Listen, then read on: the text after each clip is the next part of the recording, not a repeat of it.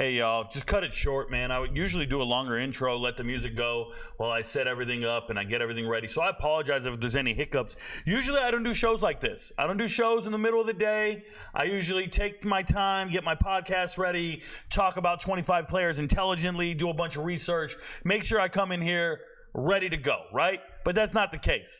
The sky is falling, Colorado's falling apart, and people want to talk to me about it. So I've been getting too many DMs of people asking me, Rico, can we talk about it? So let me pop out the chat real quick.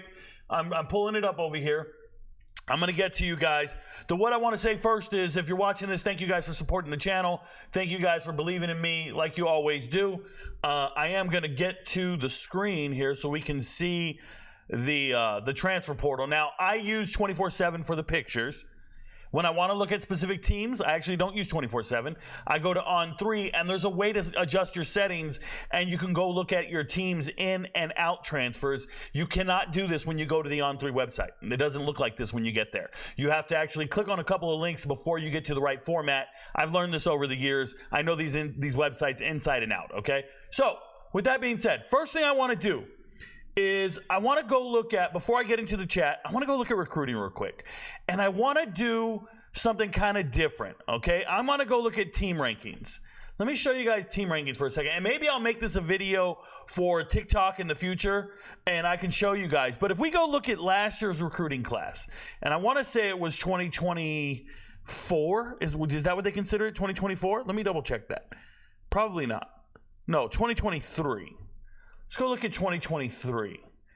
And what you can do is something really neat and pretty cool. I'm going to show you guys here. You click on 2023, and you can go down here, and you guys see it, man. Colorado ranked 30th, and they had 1 5-star and 3 4-star players and 16 3-star players with a ranking of 219. I want you guys to remember this 219. So if I click on the 219, and I go in here, and you click on more. Look at, I know these websites better than anybody. Click on more, and you go to class calculator. Okay? Now we're going to go to the Colorado recruiting class from last year, because they were ranked 30th. Okay? They were ranked 30th. And you go in here, and you go, okay, no more Kamani McLean. He's gone. Right? Oh, some of these guys are transfers. Doesn't matter. They had him 237, 239. Is this what they had? Okay, let's keep going. No Dylan Edwards, gone. No Demoy Kennedy, gone. No Miles Slusher, gone. Adam Hopkins, gone. Yusef, gone. Jacquez Robinson, gone. Tavarish Dawson, gone. Alton McCaskill, gone. Breedlove, gone. Bishop Thomas, gone. Tisdale, gone. Morgan Pearson. Oh, no, he's still there. He's still there. My bad. They moved him to tight end. Staub, gone. Taylor Upshaw, left right away. Jada, gone. Jacob Page, gone. Beasley, gone. Dave Harris, gone. J.J. Hawkins, gone.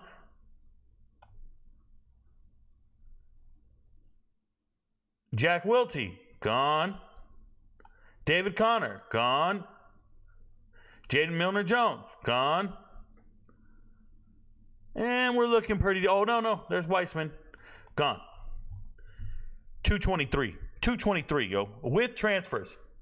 With transfers, 223 with transfers. So, if we go back, and that was the transfers boosting it. That kind of bugs me. I don't want to do that. Because 223 was with transfer. That was the combined. Let's go to combined. Instead of recruit, let's go overall. Because this is where they tried to tell me, and we know it's down to 223. This is where they tried to tell me Colorado's ranked 21st overall. 21st. But we now know those 72, that's not real. It's really 223. It's really down here. Not 21st, it's in the 40s. It's in the 38s. I'm just letting you know, right? Certain players aren't there. Now, I was going off memory. I might have gotten some of the players wrong. I might have missed some. I might have added some. I don't know. Just going off memory. But let's talk about it, man. what is happening today and what's happening in the world of the transfer portal and all these bums. Let me tell you something, man. Twitter's a disgusting place, bro. Twitter's filled with these lame-ass dudes who think they know sports, and they step to me, and all they do is talk about Colorado. Like, they don't even know sport. They just talk about Colorado. Imagine that. Imagine you're a fan page, and you started your content 3 months ago, and you started talking positively about the players. Well, then I'd imagine the fan base would get behind you and support you and think you got a pretty good page. You do really good content. But not once has your information had to be vetted, fact-checked, come to fruition. There's not a receipt in the world. You get a video, you saw a player join the team, you're like, man, Tyler Johnson's amazing. And you start breaking down tape on one of these guys they signed. That's why you got your following? Not me, bro. Not me. I don't know. I got 3,000 videos of predictions to my name. And the receipts are there. And trust me, I got to hear every day about what I said about CJ Stroud. But you motherfucker better not ever forget how many times I hit. I'm in the Hall of Fame, bro. I'm in the Hall of Fame with my predictions because I'm the only one standing alone saying the shit I'm saying. There's a reason I created what I created, and one dude had a nerve to say to me, it's big bank versus little bank. I make more money than you, Rico. I own a business. Well, then you got business expenses. I don't. I just got to wake up every day, and I'm a millionaire. I'm serious. All I got to do is keep living, and I get paid. That's what a fucking retirement pension will do for you. The rest of this is gravy. And I'm fucking eating great. I mean, I'm doing amazing. Trust.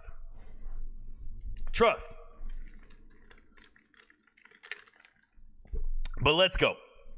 Let's get to the chat. Let's talk about the transfers. If you got questions about transfer portal players, feel free to add it in the chat. Show up, drop it in. I'll answer it to the best of my ability. And it don't matter. I don't care. Listen, I usually don't do this. I usually make it very specific to a position group, very specific to this. If I can go off the cuff right now and you got a question, let's go. If I get a little long-winded, hang in there. Put your question once. Don't repeat yourself. Please. Don't spam the chat like that. I don't have all my moderators up right now. We came in here to chill. Classic says thought. That's all I see is thought. Andrew says, good day, sir. Love your videos on both platforms. Straight legend. Colorado going out sad, though. Well, not necessarily going out. It's the offseason, right? We haven't seen anything. And I want to try to understand the mindset that anybody thinks, like somebody wrote to me and said, Colorado's fall off has to be studied. Where the fuck do you see them at? What mountain are they on? What climb did they make? They beat not one team you didn't expect them to beat, at least not me. I predicted all their wins. I'm the one who famously said they're beating TCU when the world said they're going to lose to TCU by 30. I said, no, they're not. I said they'll beat Nebraska. The shit's in 4K, bro. It's saved on the internet. I had them winning 4 games. They won 4 games. They didn't beat anybody they weren't supposed to. Matter of fact, they lost to someone they weren't supposed to. That loss to Stanford lost my MVPs a ton of money. Shout out to the MVPs. I give them a shout out every day. But I'm telling you, where are they falling off? They going out sad. How? They were never on top. They were in the bottom with a puncher's chance. Doing something remarkable, something I loved, okay? Let me make this very clear. What I fall in love with every offseason are the teams that dare to improve via the transfer portal. I love it. Then there are teams that are using the transfer portal to stay relevant. I'm going to explain what that means. Right now, UCF and Arkansas are on life support. And they're signing players I would never sign. They're signing players that I don't think are very good. They're signing has-beens or whatever it is. And I've come to realize what the issue is, maybe at Colorado and maybe everywhere. And it is the way they are evaluating talent. Let me be clear what I'm saying. The way you evaluate talent will have you recruiting the wrong players, starting the wrong players, offering the wrong players, losing the wrong players, signing the wrong players. This is how you get Savion Wilkerson to Colorado. It's a good kid, good young man, got his degree, quality player. But if you are the running backs coach, Fleet, and you're evaluating talent, you can't look at that kid and say he can play at the FBS level. You can't look at him and say he can play in the Pac-12 or the Big 12. You cannot have that revelation after having him with you for a year. You just can't do shit like that. You're going to lose. And there are coaches in this world who don't know how to evaluate talent. And they're evaluating the wrong talent. And they're starting the wrong players. And then they lose the players. Look, I can remember last year, I think it was Memphis, lost. No, it wasn't Memphis. It was Middle Tennessee State. They lost every wide receiver to the transfer portal. They lost 7 or 8 wide receivers to the transfer portal because they lost their running backs coach. Or I'm sorry, their wide receivers coach. They fired the wide receivers coach. All the players hit the portal. No, we're loyal to that guy. How many of these running backs are loyal to their running backs coach? Because that's why kids are transferring. When they transfer, they follow their coach. When they hit the transfer portal, they follow their coach. There's a reason I'm predicting a certain player is going to transfer from Jackson State to Oklahoma. Why? Oklahoma just hired defense coordinator from Jackson State. Sounds like a match made in heaven to me. So I'm like, yo, Chris Hardy, you're leaving Jackson State, you're going to Oklahoma. And I think you're the best damn defensive lineman I've seen on tape. No, that can't be true, Rico. 24/7 said all the best defensive linemen signed with Colorado. Yeah? 24/7 ranks players from high school and then spends the next 4 years trying to convince us their rankings were right. Even when the player's wrong. Even when the player's getting cut, not making it, not starting, having to transfer to his third school, they'll be like former 5 stars in the portal again. Bro, just tell me you got it wrong the first time. And stop doubling down on that shit. Stop telling me that it's a 4-star, the best offensive lineman in the portal, blah, blah, blah. Stop it. You got it wrong. Just admit, you concede you got it wrong, and let's keep it moving. But I got to hear about this shit for the next 4 years. So between recruiting websites getting it wrong, position coaches getting it wrong, you got to look at it and say, all right, coach, you have employed somebody who doesn't evaluate talent correctly. But it's hard to identify that issue when you've never been an offensive coordinator or you've never been a defensive coordinator. And Coach Prime has been neither one of those. Coach Prime is the only head coach out of Biff Poggi, maybe, but the only head coach I know of that hasn't been an offense or defensive coordinator at the FBS level. You don't get head coaching jobs without holding those positions. And it's not like he doesn't know football, but the day-to-day evaluation of players is essential to succeeding at the collegiate level. And some teams do it better than others. You wonder why Utah has 3-star players that become NFL draft picks. You wonder why K-State keeps hitting on 3-star running backs and how they become NFL draft picks. They evaluate the players differently. They develop the players differently. Maybe they value other things. Maybe they value, there are coaches, and I don't know the Colorado coaches what they're asking. I trust Coach Riss. They put Riss in charge of everybody. Okay, cool. Go get the recruits. But it's fine if you're getting all the recruits, but you ain't they're not sticking around. What kind of recruits are you finding? Are you finding ones that embrace their role, that want to earn their keep, that want to redshirt and develop and be a part of a team? Are you finding players that understand that if you're not playing on Saturdays, you can still do your part to prepare the team for Saturdays? It's not about what you're going to do on Saturdays. It's what can you do for us to help us be better on Saturdays. Some of you guys, your role might just be better blocking dummies. Your role just might be scout team. You're a dual threat quarterback. You emulate a lot of the dual threat quarterbacks in our conference. That's your role on this team right now. If you can embrace your role and find players who embrace their role, you don't lose them. There are plenty of 4- and 5-star players not leaving marquee programs right now that aren't starting. There are plenty of young men that are redshirt freshmen on the bench that aren't starting, and they didn't leave the school. I promise you, there are literally hundreds. And when you look at the recruiting class and you see you signed 26 kids and 9 have departed, well, Rico, you can't force them to stay. No, but what you need to do is inspire that young man to be one of the 17 that stayed. Right? There's still 17 recruits that managed to stay. You needed those star recruits to be part of that 17, to embrace that role. Are you kidding me? The amount of 5-star wide receivers at Ohio State right now is ridiculous. It's 5 of them, bro. 5 of them. And 2 of them aren't in the 2 deep. It's... Excuse me for a second. Dylan Edwards leaving. Good or bad for Colorado and for Edwards? Obviously bad for Colorado. Number one, you're losing your starting running back. You're losing somebody who's been entrenched in the system, learning your expectations as a coach. I'd say the hardest thing to do when you get to a new team is to teach the new players, the team you inherited, what your standards are, what your expectations are of them. I want you guys to understand this. I was a former first sergeant in the Army. I was a first sergeant of 3 different organizations for 3 years. And then I was a platoon sergeant for like 15 years. 12 years. And what I'm going to tell you is when you're in leadership billets like that and you're in charge, and if you don't know what a first sergeant is in the Army, it's a head coach of a football team, essentially.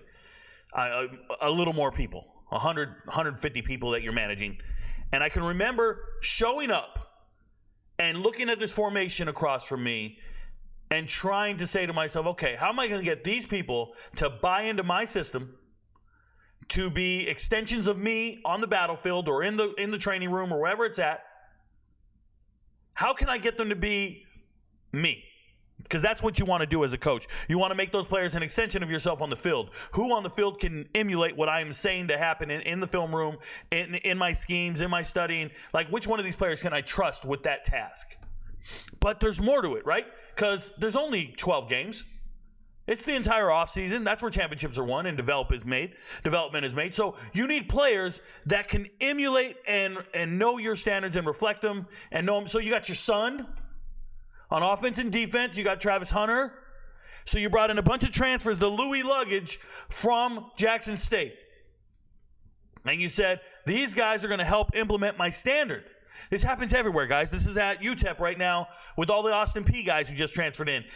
Year before that, Texas State had all the UIW guys transfer in. Arizona State, he was getting a bunch of Oregon kids to come in. Like, you name the school, you want to bring in your old players because there ain't nothing like it when you're a first sergeant or you're in charge of a business or a company and you walk out there and you see your formation and you want to implement your standards. There's nothing like it when one of the people in the formation goes, hey, that's first time right there. Hey, I was in his unit last year. Man, this guy don't play. And you start letting everybody else know, hey, you better not be late. This is his standard. You better not do this. You better not do that. So if you can't talk to the players and let them know what the standard is, you're just left hitting the reset button every year. You ever been in a long relationship? Any of you guys ever been in a relationship? Like the first couple of months of a relationship, if you're doing it right, you're learning about each other. You're learning your do's and don'ts, what you like, what you don't like. You're learning who's comfortable and who's not, who should be driving on road trips, who shouldn't, who's going to check the mail, who's going to throw the trash, how they brush their teeth, how they take a shower, how they make the bed, how they do their laundry. You're learning about each other for the first couple months. And then you get into your groove, theoretically, and you succeed. Could you imagine if you had to relive that over and over and over again, the relearning of each other? You would never get into that mode where you trust each other, unconditionally or somewhat conditionally always, but where you trust each other. It becomes autonomous. You would never get in that productive state. You'd just be questioning each other left and right, still trying to teach each other what you like and don't like, still be disappointed with everything. You'd be watching a movie and be like, man, this movie sucks. I don't want to watch it, but I can't say nothing because we still got to learn about each other. I got to pretend to like it. This can go on and on and on for months and months and months, and you're not as productive. That's exactly what's happening with these players. You sign a new player, you get a new player, or you get new coaches, new offensive coordinators, new defensive coordinators, new position coaches. It's happening, man. They're having to hit the reset button every single time. There's no continuity there. And everybody goes, well, Rico, this is college football now. This is how college football is nowadays. Are you kidding me? I ain't answering that door. I don't know who's there. This is how college football is nowadays, Rico. Everybody transfers. Teams are built in the transfer portal. No, it's not. No, it's not. Michigan just won the national title, and I think they only had 5 transfers in the 2 deep. 5. They had 2 transfer offensive linemen from Stanford and Arizona State. Starting center Drake Nugent, tackle Henderson. They had a tight end, came over from Indiana. The fuck? Hello. Hi.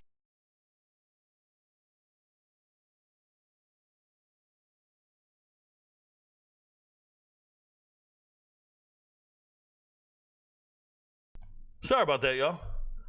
Phone was ringing. People trying to sell me shit. Where was I? I was talking about... I don't even know what I was talking about. That's crazy. Somebody tell me what I was talking about. My train of thought is bananas, bro. That phone call threw me off. I know what I wanted to get to. What I wanted to get to is Coach Prime is having to hit the reset button every single time with all these new players and all these new coaches. And what people need to understand is there are some coaches he's bringing in that you guys are excited about. Guys like Coach Sapp, right? Oh, man, we got Warren Sapp in the building. Did you see the techniques he's teaching them? Yeah, man, that's cool and everything, but who's evaluating the defensive talent? Because Warren Sapp has not evaluated defensive players every single day. Oh, that's right. I was talking about can't build programs like this. You can't build programs. I'm going to tell you what you can't build programs with to be successful. You can't build it with the transfer portal, at least not to win a national title. You can be Florida State. You can be LSU. You can be USC. But you can't be Georgia, Alabama, Ohio State, Michigan. Not with the transfer portal the way you're thinking.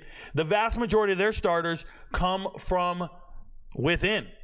I was getting on Michigan, and I was naming all their starters they got from the transfer portal, and all it was 2 offensive linemen, a tight end, and then you go to defense. You had Josiah Stewart, Ernest Hausman, and you had the corner from UMass. 3 guys. Everybody else was homegrown, and they won a national title. And yes, I understand. There are success stories where you hit the lottery with transfers. The foundation needs to be players that you developed, that bought into your program, that understand your standards, and they go out and perform and meet your expectations. And that's not what's happening here. But the bigger issue is when you start hiring NFL coaches at the collegiate level. You think you're hiring NFL coaches to teach them how to play better, but it has been proven 100 times over. The NFL coaches that show up, they lack in certain things. This is why they always fail. You ever seen a coach come down from the NFL? I don't care if it's Herm Edwards. I don't care if it's Hafley, who just got left Boston College. I don't care who it is. I'm telling you, the pro coaches show up. The former pros, whatever, the pro coaches show up and they don't have any inkling of what it is to do this day in and day out. Go out and evaluate and recruit. Evaluate and recruit. Evaluate and recruit. They just want to teach you techniques because in the NFL, you inherit professionals. You inherit professionals. They're draft picks. You ain't got to get them in shape. If you're not in shape, you're cut. And you're not in the NFL. You're not a professional. You just show up, you're in shape, you're ready to do it, and you teach them better techniques. You change the scheme every week. You teach them different terminology. You don't need to teach them how to be a professional. So when you take that same template of I can teach you a technique, I can teach you a hump move, a swim move, a club move, a dip move, cool, bro. When's the last time you got on the road and went to a high school and evaluated defensive talent? I'll wait. Because that's part of the job. And that's the part of the job they're missing immensely. So they've entrusted these other men to do this job. Coach Prime has enabled some other people to do the evaluation of talent. Not the coaches, not the position coaches. Coach Riz, player personnel people. And I want to tell you, that's a strategy. But then there's there's a disconnect there. You weren't the kid, you weren't the guy that walked into my living room, that showed up to my high school and recruited me. So there's no connection to you. You're my position coach, but you didn't recruit me out of my home at my high school. Some other guy did. So I have no loyalty to you. And that hits the reset button.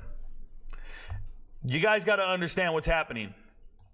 And then if you come from the NFL, you're teaching them too many things. It gets too complicated. They can't grasp the concepts you're trying to teach them. And they get out on the field and they don't play nearly as fast. They don't perform as well as you think. They struggle with the terminology. They struggle with how complicated the skill set is that you're trying to teach them. If you try to do it in 1 year, it doesn't work. Ask Charles Kelly.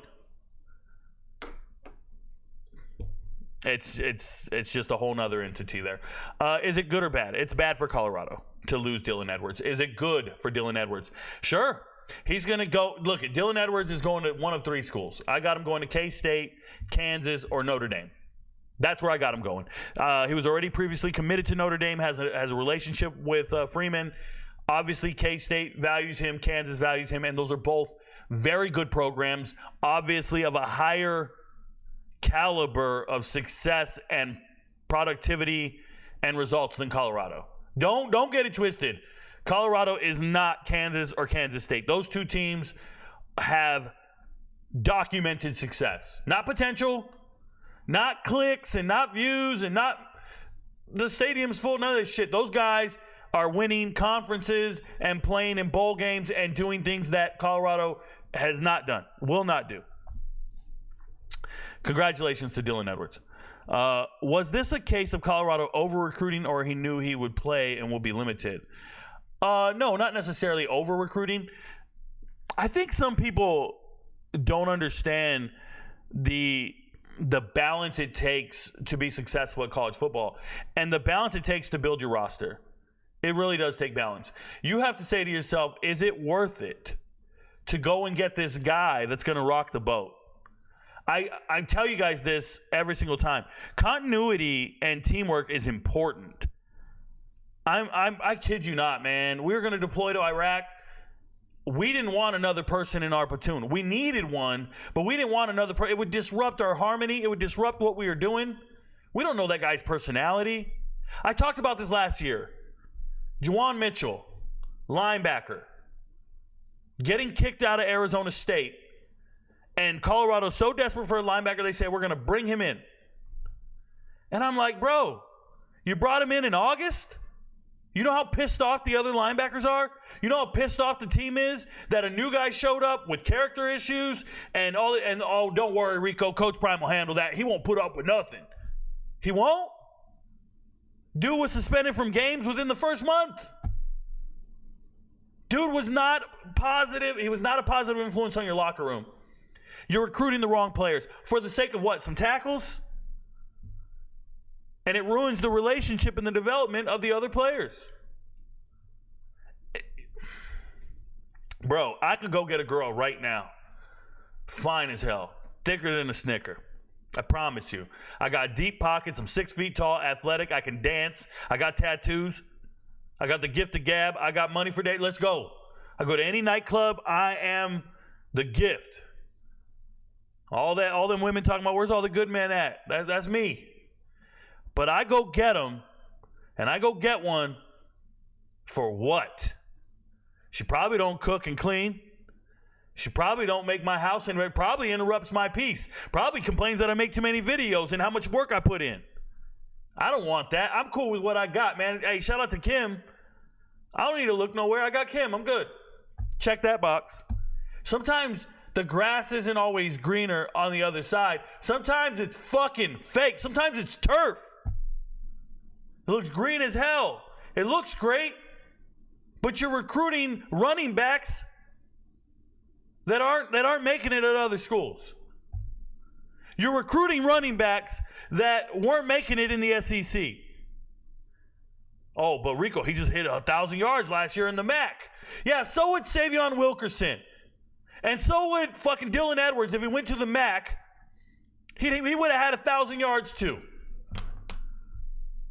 It's not all that it's wrapped up to be, bruh. You don't do that. You don't ruin the harmony of your locker room. That was a young man that was going to rock with you till the end of time. Unless the end of time is next year. That was a young man that was with you from the jump. Flipped, said, I'm here, let's go, let's grind. And then you decided, oh man, well, there might be an extra 3-yard guy over there. Wait till he fumbles and everybody starts pointing fingers. Wait till he misses a pass blocking assignment and Shador's getting sacked. Because he doesn't know the offensive scheme because he didn't get to practice until June and he doesn't have 2 years of experience. It makes me sick, man. It's terrible. It's terrible. It's not over-recruiting. It's not understanding relationships and the value that these young men have. Like, you can't force him to stay, Rico. If he wants to leave, no. You sure as hell can force him to leave.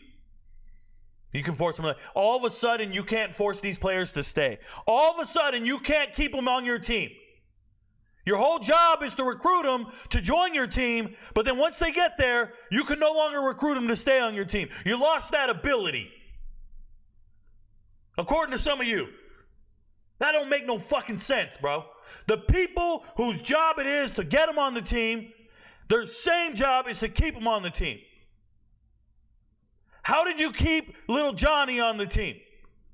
How did you keep little Charlie on the team? Whatever you did to keep them on, that's what you do with this one. And don't tell me Dylan Edwards is a bad kid. That's a well-spoken young man out here doing interviews as a freshman. Well-spoken, educated, positive influence, does nothing but grinds hard, works hard. I haven't heard anything about missed practices. Why don't you value that man? Oh, because we're in a win now mode is what they said. Win now mode. When the fuck have you ever heard of a win now mode from a losing team? Everything I get is let's improve. Let's get better next year. Yeah, I hear, Coach. Hey, we're going to win every game. I hear you, man. Fucking watch the film. We're going to get a little better every year. Yeah, I ain't worried about this shit, man. Good day. What's going on in Colorado? I don't know, bro. Rico, how do you feel about USC getting Greedy Vance Jr.? Classic. First and foremost, shout out to Greedy Vance Jr., defensive back, just transferred from Florida State to USC. First things first, USC needs defensive backs, so there's that. The thing about Greedy Vance that kind of concerns me is there's a kid named Brown. I think Deontay Brown. He's a very senior lad in corner, and he just transferred in from Miami. And he was a UCF starter, went down to Miami last year with his brother, didn't get much run down in Miami. They didn't play him much, and now he jumps in the portal and he goes to Florida State. And I'm like, God, there's just no way. Well, it turns out he's probably better than Greedy Vance. That's the reality of the situation. So if you got your spot taken and you're not the nickel corner, you're going to USC. I don't see Greedy starting every single play. I will say this. USC corners have been getting drafted in the last 3 or 4 years. USC corners been getting drafted, so they're doing something right. The defense doesn't play well. The results aren't there, but it makes sense. It's a good move for him, I guess. Go do your playing time. Go do your thing. I will say this. If you can't start at Florida State on the outside, you can't start at USC. No, the talent gap's not that big.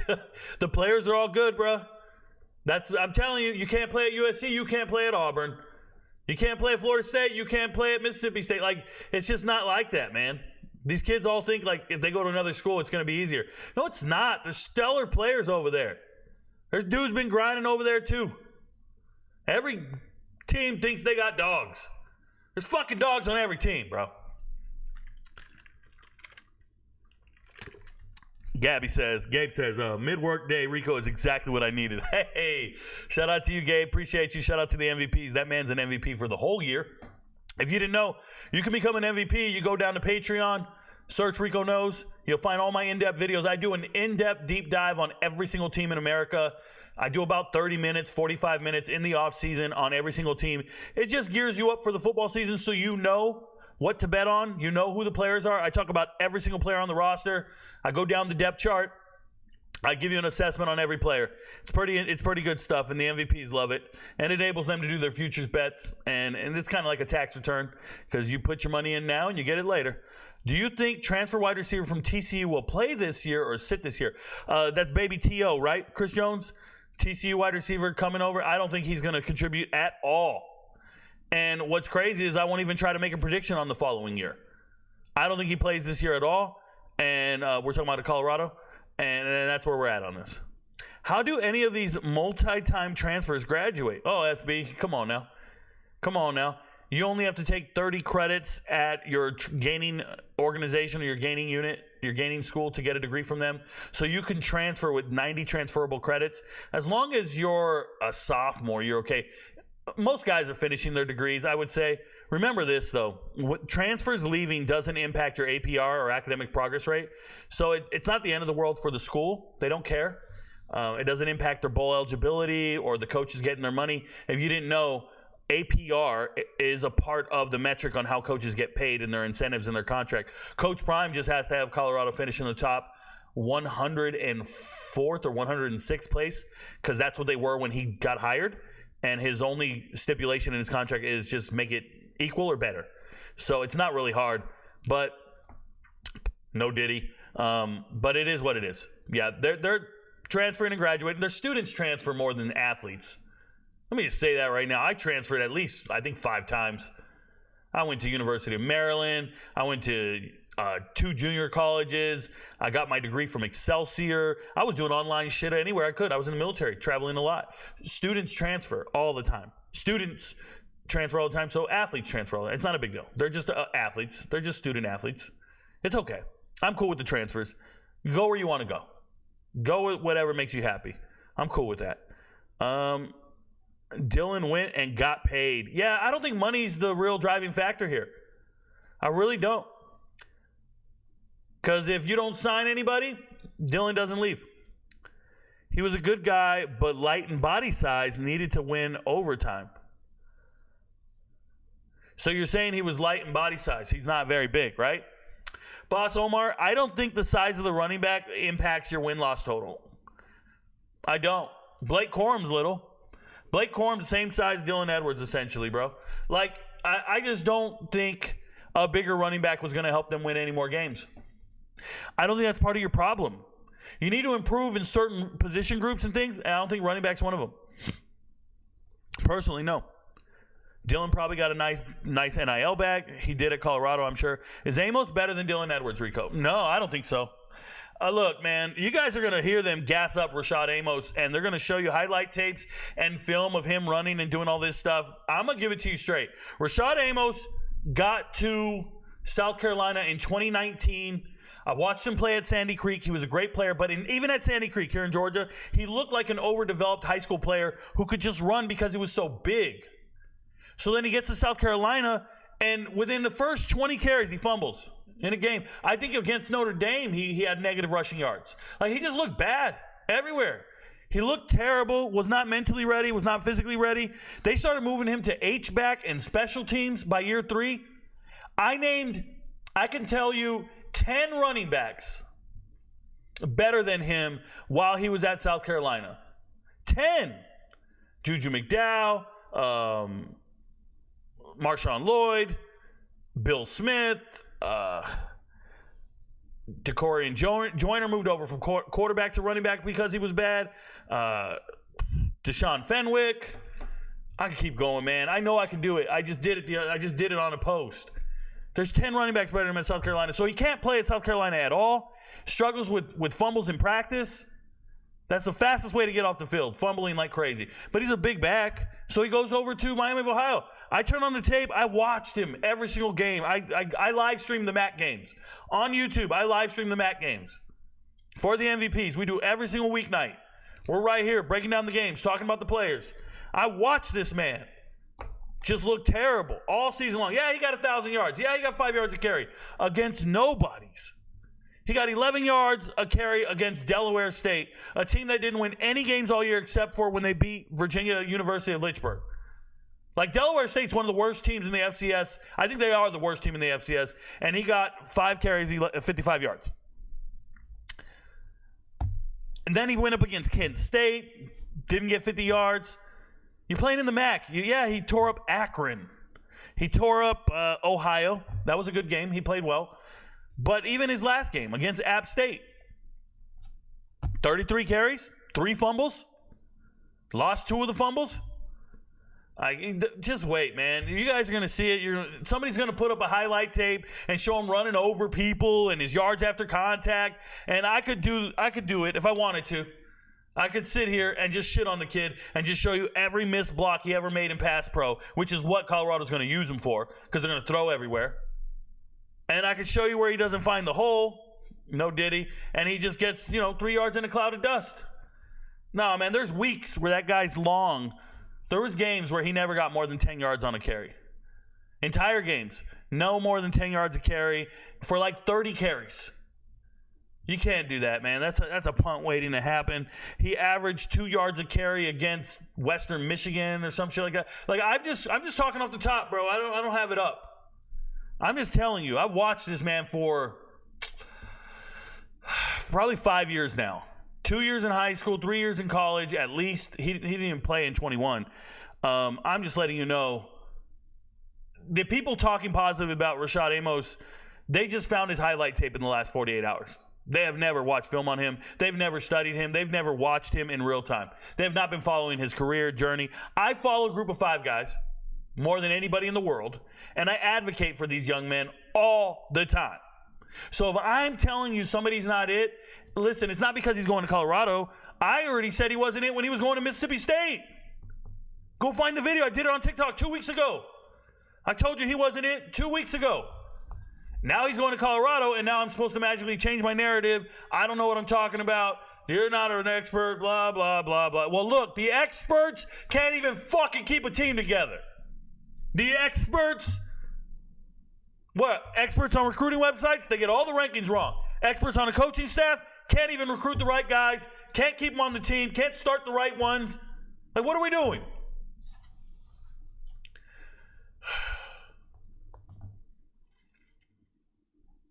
They done got you pressed. Ain't nobody pressed.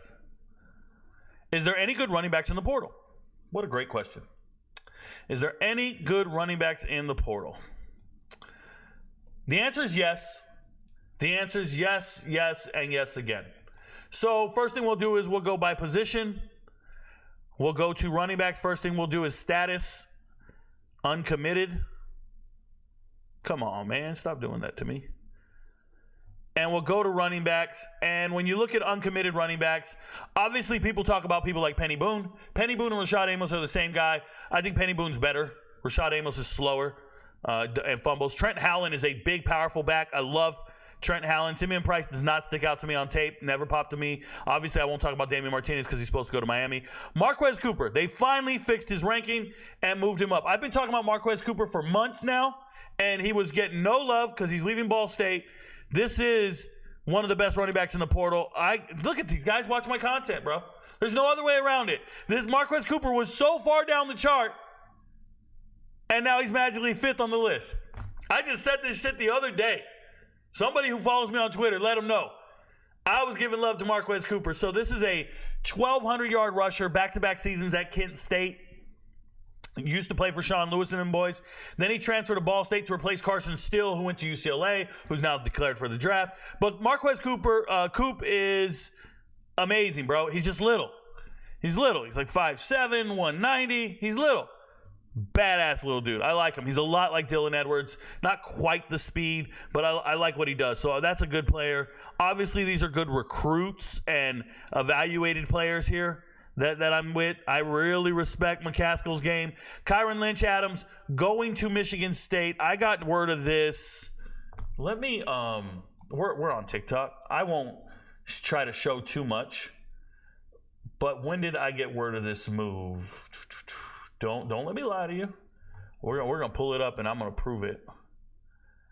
So I talked to UMass coaching staff, NIL, all their players. I talked to them pretty heavy, and I got word of this March 27th. So this move here, March 27th. I'll show you here in the screen real quick. It's a DM. And it just says, K-Ron hasn't answered my text or call. Just so you ask, give it a day or two. I want to see if there's anything we can do. I said, roger that. Now, they wanted me to give it a day or two before I talked about it, him leaving, and this was back in March. I didn't even bother talking about it. They said he's going to Ohio State's collective. Obviously, he's flipped to Michigan State. He was going to go to Ohio State, but I'll show you, my bad. March 27th, it's right here. It says he's leaving us. K-Ron Lynch Adams is leaving us. Bummer. Okay? So, I've known about it for a long time. You guys are finding out about it now because it's on the transfer portal cycle, but that's a very good running back right there. That is a bona fide FBS level running back. Don't care that he played at UMass. Don't give a shit about the yards. Skill-wise, this is a good running back. I chose not to report on it and make a video about it because sometimes I get word like this in my DMs and I get attacked so much. The negative comments when you break news before the websites, before all the news sources, people will just say to you like, you don't know what you're talking about and you're a liar and where's your source? And what am I supposed to do? Say, yo, bro, I was talking to the coaches last night. Like, I'm not going to do that, right? And then that ruins that relationship. So just so we're aware, good player, knowing that he was leaving for a long time, and he entered on the 29th. Obviously, I knew days before that. Didn't report it. So that's on me. John Emery Jr., very good running back in the portal, just left LSU. He's rushed for over 1,000 yards since he's been at LSU. That's a good runner. I don't know what he is. He's former 5-star. I don't know what he is like in the locker room or anything, but that's a good player, good running back in the portal. Cody Brown was a good recruit coming out of high school, out of Parkview here in Georgia. Went to Tennessee, went to Miami, went to Virginia. Never really panned out, so I wouldn't be too excited about that. Thad Franklin, not too excited. Isaiah Newell, I think he's okay, but I think he should go dominate at the FCS level. Jaden Nixon, not a natural runner, but fast. Probably going to end up at UMass. I'll take that stab. I know he went on a visit there. So there's Jaden Nixon, pretty decent player. Rodney Hill's actually committed to Arkansas. Ugh. That kid blocked me on Twitter and said, I don't know what I'm talking about. Rodney, I said, hey, man, why don't you help me so I know what I'm talking about? I do know what I'm talking about. You're going to Arkansas, and Arkansas is signing anybody. Congratulations on being a backup running back because Jaquinny Jackson's their starting running back. Let's see here. Other good running backs in the portal that I think are worth noting. Have not seen any here. Prim played a little bit at Michigan State. He was an athlete, but they played him at running back last year. That's a freshman, redshirt freshman, didn't work out. There's your third running back at Michigan State. Third running back, Barberin, pretty decent. Let's keep going. Nobody else is sticking out to me. Oh, Jay Ducker, dude. Jay Ducker's a good running back. I hope somebody gives him a chance. This is a young man that played at Northern Illinois a couple years ago, transferred to Memphis, and yes, Memphis has had great running backs the last 2 years. So Memphis didn't really need him, and he was going to go over there and do his thing, and it just didn't quite work out. And now they have Sutton. Mario Anderson just came in from USC. It's just one of those situations where there's a lot of good players at Memphis in the running back room. He's one of them. So I like Jay Ducker. I think he belongs on an FBS team. Remember what I'm saying here. Savion Red's a good player from Texas. He's actually pretty decent. Damian Moore is a little underwhelming. Injury prone out of Cal. Went to Fresno State last year. Frank Peasant, former starting running back at MTSU, Middle Tennessee State. Doesn't look good on tape. We always bet against him on his under yards as MVPs. I'm just letting you know.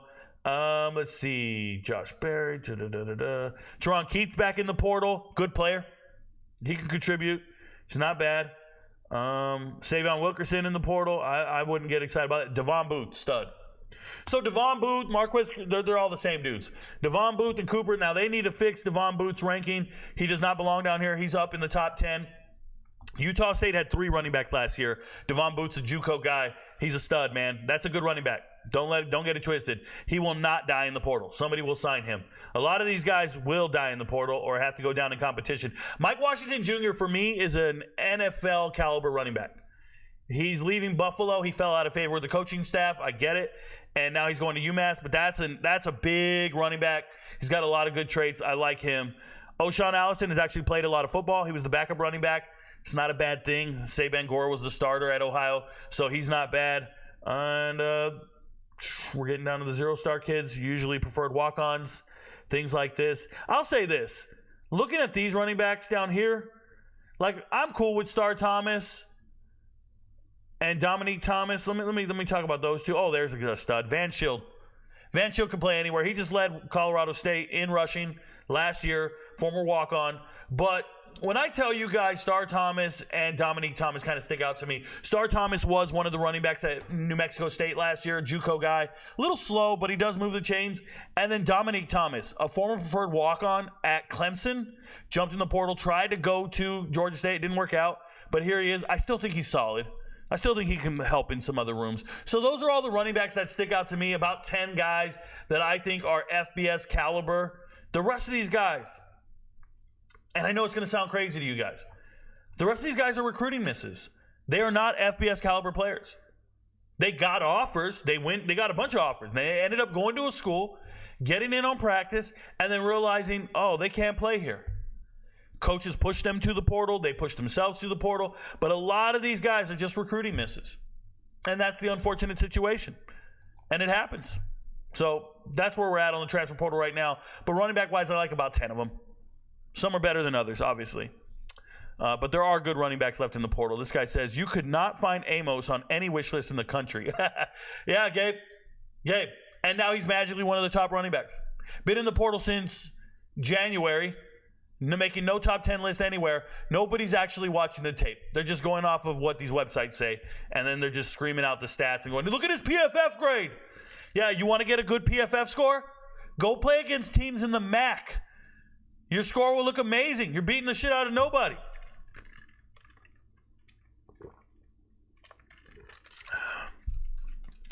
Says the offensive coordinator is saying they're shaving the roster to bolster the front line. Yeah, that's cool, man. You only start 5 players. You only start 5 offensive linemen. And if there's any position group in football where you don't rotate the players, it's the offensive line and the quarterback. Everybody else rotates. Running backs, wide receivers, tight ends, defensive linemen, linebackers, defensive back. Everybody rotates. Not offensive linemen. The only time you see a different offensive lineman in the game is because of injury. Injury or fatigue. So, no, you don't need... I don't want to hear that. I'm going to be honest. I think Deion is lazy. He has time to travel and do everything else, but no time for in-house recruiting. That's BS. Yeah, also the whole thing about I didn't want him to see my cockroaches. They got to come see my house. I don't want to see theirs. Da-da-da-da-da. Like all that shit, man. Garbage. Oh, but he's doing it different, Rico. It's not going to be conventional. He's doing it different. Well, yeah, winning. How about being a superstar and not winning? That's very unconventional. Being an employed coach and not winning is very unconventional. I'm letting you know that right now. Thoughts on Justice Ross Simmons taking a visit to Florida?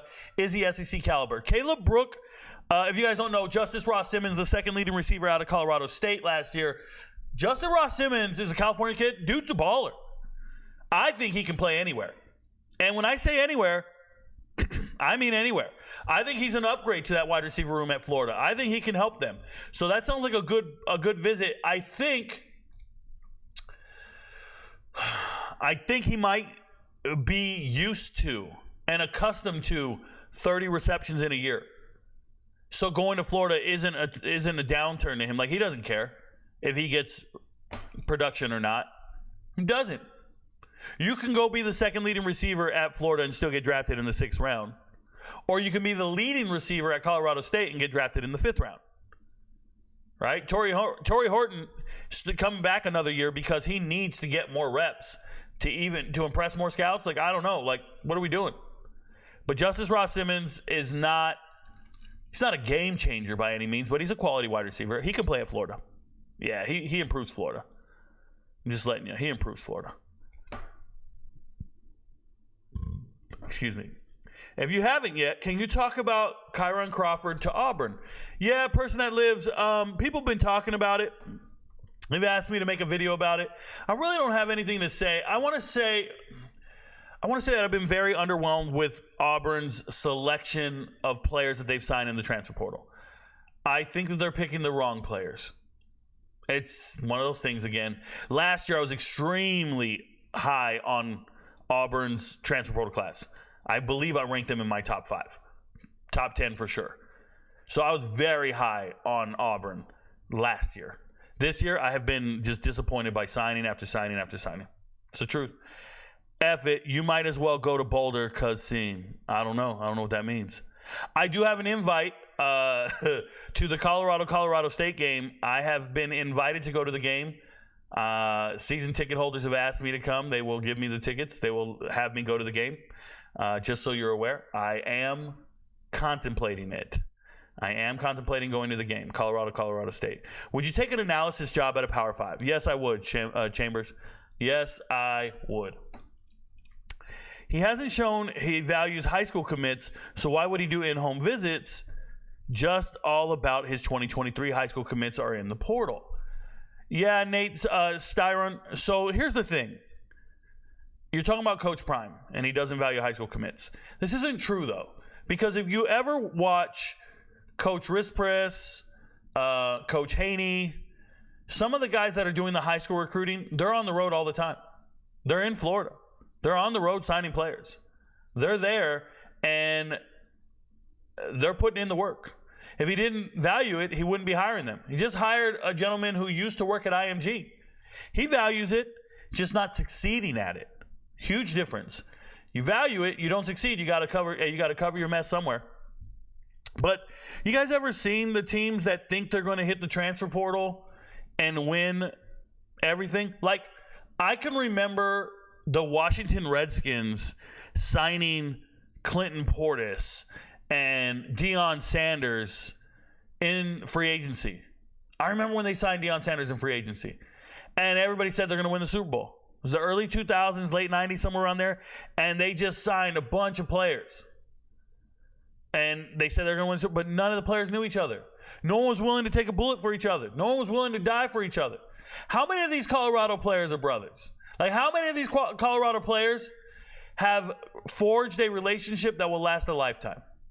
You know, there are players that say, I'm committing to this school for the next 3 to 4 years on their commitment day. They say, for the next 3 to 4 years, I'll be committing to so-and-so. It's really a 30-year commitment. Because if you're going there for 3 or 4 years, you become an alumni. That's where you graduate from. That's where you go back to. That's where you get your first graduate assistant job. You go back to the games and stand on the sideline. You rep that school if you ever become a TV commentator. It's a 30-year commitment. But if you look at it for a 3 or 4 year commitment, and you don't even do that, you're just there for 1 year, then it's just some strangers with some memories. The team's succeeding. The team's winning it all. The team's being competitive at the very top. They've been around each other. They've been grinding together. They've been growing together. Colorado got 3 dudes known each other for a minute. Colorado got 4 dudes known each other for a minute. What is that? What is that? I just saw somewhere that Dylan Edwards is in the portal. I've talked about it. Please rewind the show. Give Rico the bag, full power to be Colorado's recruiter. Yeah, you only wish. We need Rico on Colorado's recruiting staff. I like those guys. I like a lot of the Colorado coaches. I want you to know, Coach Riz, Coach Haney, they talked to me on the DMs before. They talked to me on Twitter. They follow me on YouTube and Twitter and TikTok. I talked to, I think, 6 different coaches on Colorado. Talked to a lot of the players. But if you don't agree with what you see, you never, ever want to be biased. Nope, you can't buy me, bro. Like, I can't be afraid to tell the truth. Even if we're cool. Right? So I'll send a coach a TikTok funny video all the time. I think I DM a Colorado coach every single day. At least one of them. Every single day. Something funny, something cool. We just kick it. We just kick it in the DMs. But you can't be afraid to tell the truth. Can't. Rico, the 2020 class is obviously the most notorious for recruiting misses. Yes. With that being said, who is the best player from the 2020 class currently? My goodness. Let's go to football recruiting, player rankings, 2020. I'm sure it's going to be somebody in the NFL. Oh, yeah. NFL players. What do you mean? Bryce Young's right there. Got first pick overall. Fuck you want me to do? What you want me to do? There's Eric Gilbert. He's probably the best one from 2020. Eric Gilbert, probably number one. I like Eric Gilbert the most. That's probably my go-to. Oh, Demario Tate. What a total bust. There's two of them. There's some two just straight whiffs, bro. Just some straight whiffs. PFF grade. Exactly, Ben. Hey, Rico, Colorado recruiter, get your hair did and everything because you'll pull it out. Hey, I don't have much hair left. I always keep a short haircut. Clearly shows how he views his players. Fair. This is his first full off season. What are you talking about? You talking about Coach Prime? This is not his first full off season. What do you consider a full off season? He got hired at Colorado December 4th. What are we doing? You think he lost time? December 4th? No. If anything, he didn't recruit high schools even. He recruited high schools even less. Rico, chill. I know you're going to blow up and have to run into Coach Prime sooner or later. And if he doesn't fuck with you, you can only go so far in the business since he's the GOAT. No, that's not how that works. That's not how that works at all. There are head coaches in college football that don't fuck with Coach Prime. There are people in the media that don't fuck with Coach Prime. He don't make the world go round. He makes his world go round. If you're a fan of Colorado, then you think that that's the truth. But that's not how it works, bro. Coach Prime's name has no weight in the city of Athens, Georgia. Zero weight in Georgia. I can talk to any player and they'll be like, what? Colorado, man, that's cool and everything. I mean, they got a cool little thing going over there. I don't want to win 4 games. It's real. I'm not here to hate on it. I'm just telling you. Don't make it out to be the whole wide world, Heem. It is what it is. Coach from got to keep the main thing the main thing. Terrence Brooks, corner from Texas, just entered after getting cooked by freshman Ryan Wingo. That's not how that works, but yes. Rico don't know shit. Vernon Shelton, what I don't know is you. Vernon Shelton, I know your name for all the wrong reasons, bro. You showed up to my show to tell me I don't know shit. Think about that for a second. If you had a show, I wouldn't be there. Not in a million years. But here you are. Yep. Think about that. I meet dumb people all the time. I never stop to let them know how dumb they are. I never go past a homeless dude and be like, dude, you ain't got no money. I never do that. It's a waste of time. Yep. Let me tell you this. Dogs don't bark at parked cars. Vernon Shelton. You wouldn't bark at me if I was a parked car. Nope. I got traction. I'm Rico. I'm not sweating you. I don't know shit. When so you retire? Do you mean when do I retire? I retired in December of last year. I've been retired. I've been retired 5 months now. It's been pretty good. Cause a scene. Scene is S-C-E-N-E. Nobody. How do you feel about Simeon Barrow, Javen Jackson? So Simeon Barrow, defensive tackle, Michigan State. He's a good player, good rotational player. I think he can play anywhere. I think he can get in a lot of people's rotation. So I think he's a good player. The fact that he jumped in the portal disappointed me because I think Michigan State's building something nice. But he jumped in the portal. I don't know who's valuing defensive tackles like that, but he's not a bad player. But my knee-jerk reaction, good player. Shit, he's in the portal? Get him. Knee-jerk reaction. Dang, all this in year 2. Yeah, Terrence Brooks portal. Congratulations. Yep, getting cooked. Dylan really didn't do shit. 76 carries, 379 yards. Okay. M-Dot and Fat Man. Let me explain something to you. The vast majority of true freshmen don't even play football. The vast majority of true freshmen never see the field. So that's number one. If they do see the field, they definitely don't get 379 yards. It is very rare for freshmen to get over 379 yards. It is equally more rare to get 379 yards in an offense that doesn't run the ball.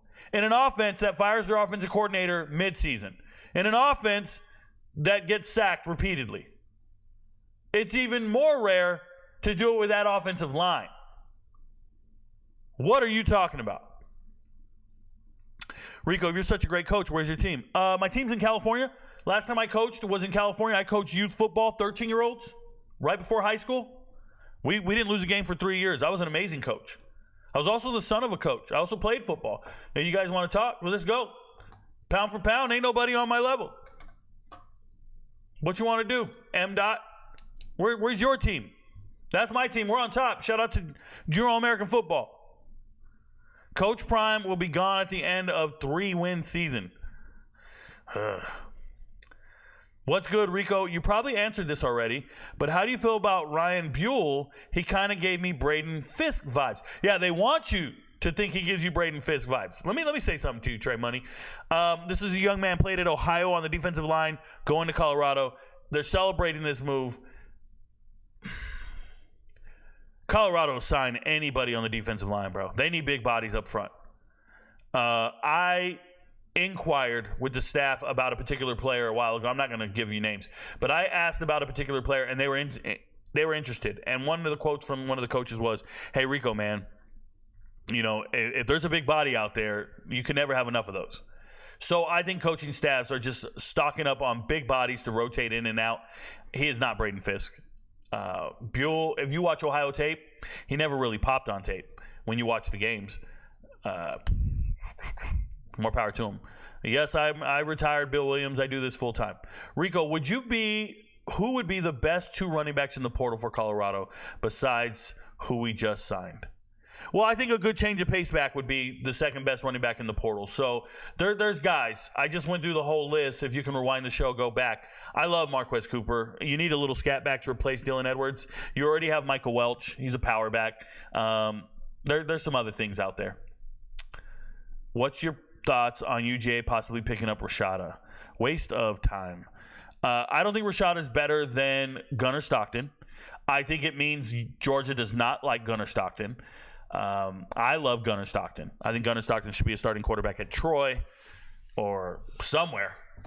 And I don't like the move of Rashad. I'm not a big Rashad guy. I've never been impressed with him, period. Thoughts on Savion Red? Good running back. Shout out to Texas. I think he's a good running back. I think he should go to North Texas. I think you should go to UTSA, North Texas, that type of stuff. Colorado is finished. Did they even get started?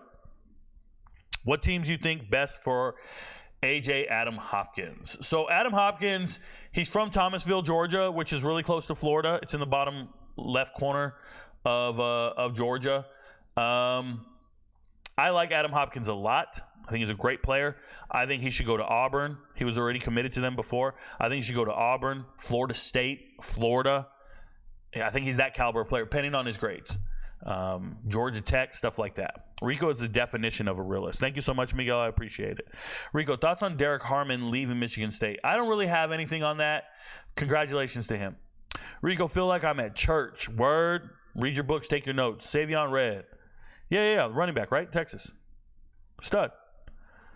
I'm slow sometimes. You got to look over me. Damn. When do spring transfers have to transfer by? Oh, no such thing, Fear Metro. Hold on one second, y'all. So a lot of people think you have to transfer before the transfer portal closes. That's not true. When the window closes, it's in 2 weeks, right? It's only open for 2 weeks. When the window closes, that just means you can't enter anymore unless you're a graduate transfer. But in reality, you can transfer whenever you want. Let me make this very clear. You're a student athlete. Nobody's going to stop you from transferring. If you don't like to be at your school, you can transfer. Now, there might be a penalty. There might be some conversation about your eligibility. But obviously, with the new rule changes and the lack of enforcement authorized by the NCAA, you can always transfer, man. Don't even sweat the window, really. But you don't have to commit to a school until you're ready to enroll. And you don't have to enroll until the next fall semester. So you can start going to practice, I think, in June if you want. You can show up right now if you want. But you're not really enrolled until you start taking classes. So there's no real deadline. And then what's the deadline to enroll by? Well, you probably want to get there sooner than later so you can start learning the playbook, get into the rhythm of things, workouts, all that stuff. But I will say this. Technically, you can enroll by the drop-by date. So like school starts, let's say school starts September 1st. I'm giving you an example. It's not, school starts in August, but let's just say September 1st for math. And if you miss the first couple assignments of your class, you can still pass class, right? If you knew the grading rubric, like if you understood mathematically, you can still pass this class. Every university has something called a drop-by date, or the date that they will drop you from your classes if you don't enroll in that class or attend class by a certain date, because you mathematically can't pass the class. So it could be like 3 weeks after the class starts. Let's say you have an 8-week class. If you don't do anything for the first 3 weeks, you could still get a D or a C, right? If you did everything moving forward and got perfect scores. So once you mathematically can't pass the class, it's called a drop-by date. They drop everybody who didn't show. That's your deadline to enroll. Like technically that's your deadline to enroll for classes. As long as you don't miss your drop-by date. But even then, if you go to a new school and you aren't academically eligible in the first semester, you're just on academic probation, right? Let's say you're a full qualifier and you have your grade point average up. You just be on academic probation. So then you could still play and do your games and stuff. But then for the spring portal or the spring semester, winter semester, you'll be on academic probation. Now you got to make grades. If you don't make grades, then you're ineligible the following season.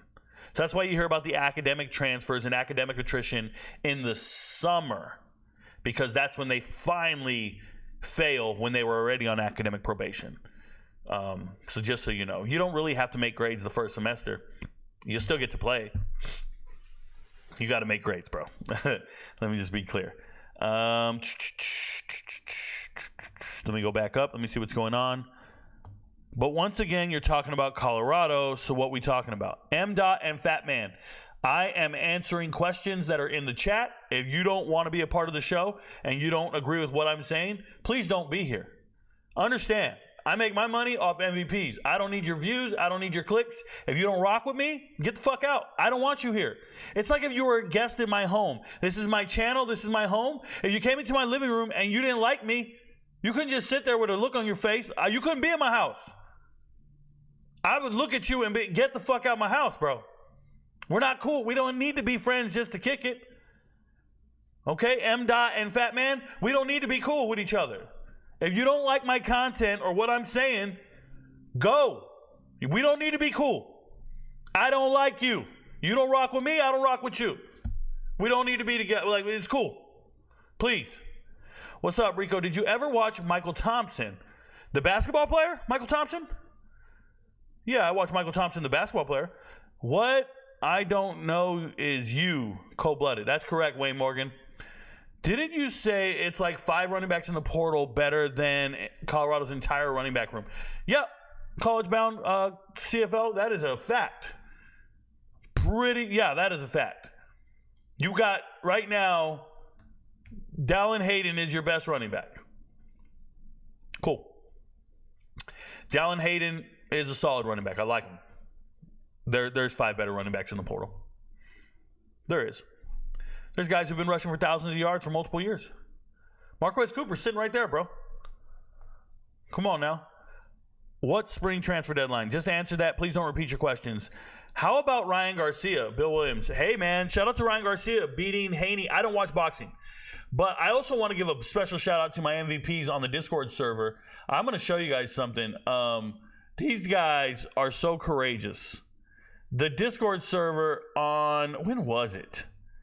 It had to be, it was on one of these days right here. My boy Drip Don, he's an MVP. If you're in this channel, you're an MVP. So regular members can't see these channels.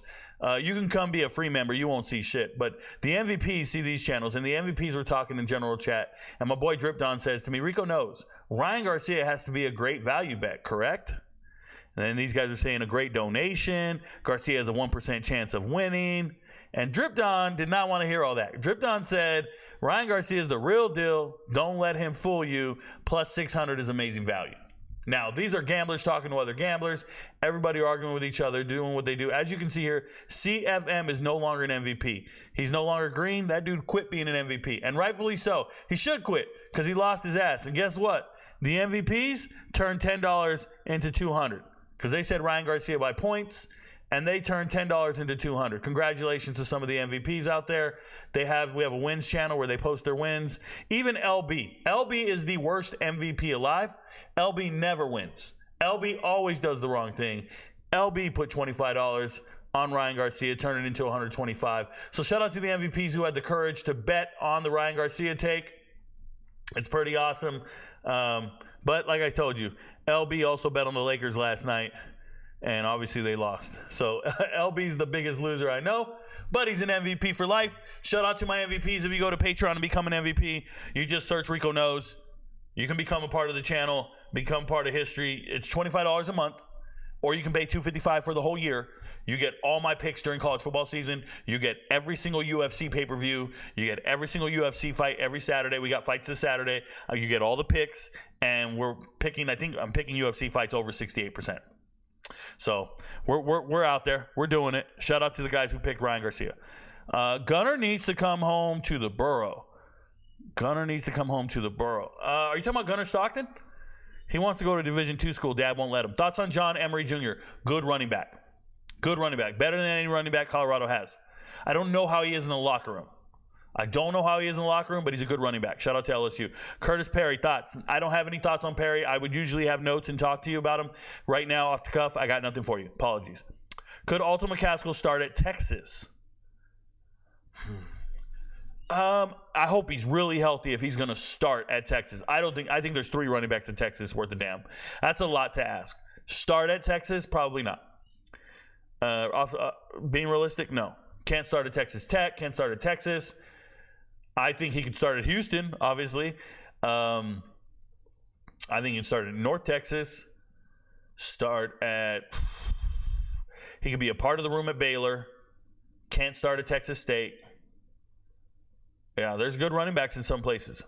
Seems like Colorado fans only respect 4 people on the Colorado football team, and one of them is Prime. Players thrown under the bus constantly by coaching, and no one questions the coaching that lead to losing. Never forget, Lauren, all these young men are being shunned when they get sent to the portal, and no one goes to the portal and says, Coach sent me here. I got cut. No one starts complaining to the world about how they're no longer good enough to be on that team because they don't want the world to know they got. It's embarrassing. So a lot of these young men are getting thrown under the bus, and it's embarrassing. And it's under the guise of tough love. It's under the guise of you didn't do what was expected of you. You didn't go to classes, or you didn't go to meetings, or you didn't film study, or you didn't prepare. But at what point are we going to start questioning the preparation, the process, the standards? You know, there's always a speech. There's always a speech on well-off media. There's always a guy in front of the podium giving some speech about something great. Why don't the players emulate those speeches? Like, why don't the players emulate the message? It's because you don't have equity with your players. Let me explain. If you recruited the player and you went to their high school, you got in their home, you spoke with their parents, and you recruited this player for years, and you got them in your program, and you taught them how to become professionals, you taught them how to lift weights, you taught them how to get ready and prepare, you put all this effort into them, they would know your true character. I don't want to hear about God. I don't think God sent you here. I don't want to hear no religious shit. They would know your true character and morals. And that would build up enough equity with you, with the two of them. You would build enough glue and continuity and foundation that now you could coach him really, really hard. Now you can tell that young man, you know, suck it up, get your ass up, whatever you want to say to him, because that young man knows your true character through all this development and all this buildup and all this relationship stuff, that you could snap on him. You could say some out-of-pocket shit to him, and he just look at you and that's just the relationship me and Coach got, man. We just get down like that. I mean, we've known each other for years. That's just how we get down. You cannot coach hard and snap on your players when you have no equity. You have no relationship to build on. You have nothing to call back to. He doesn't know your true colors. He just met you from the portal. He just met you in recruiting. You don't have that same equity. It's why Coach Prime can probably talk to his kids a certain way and other coaches can't. But when you see the coaches who coach hard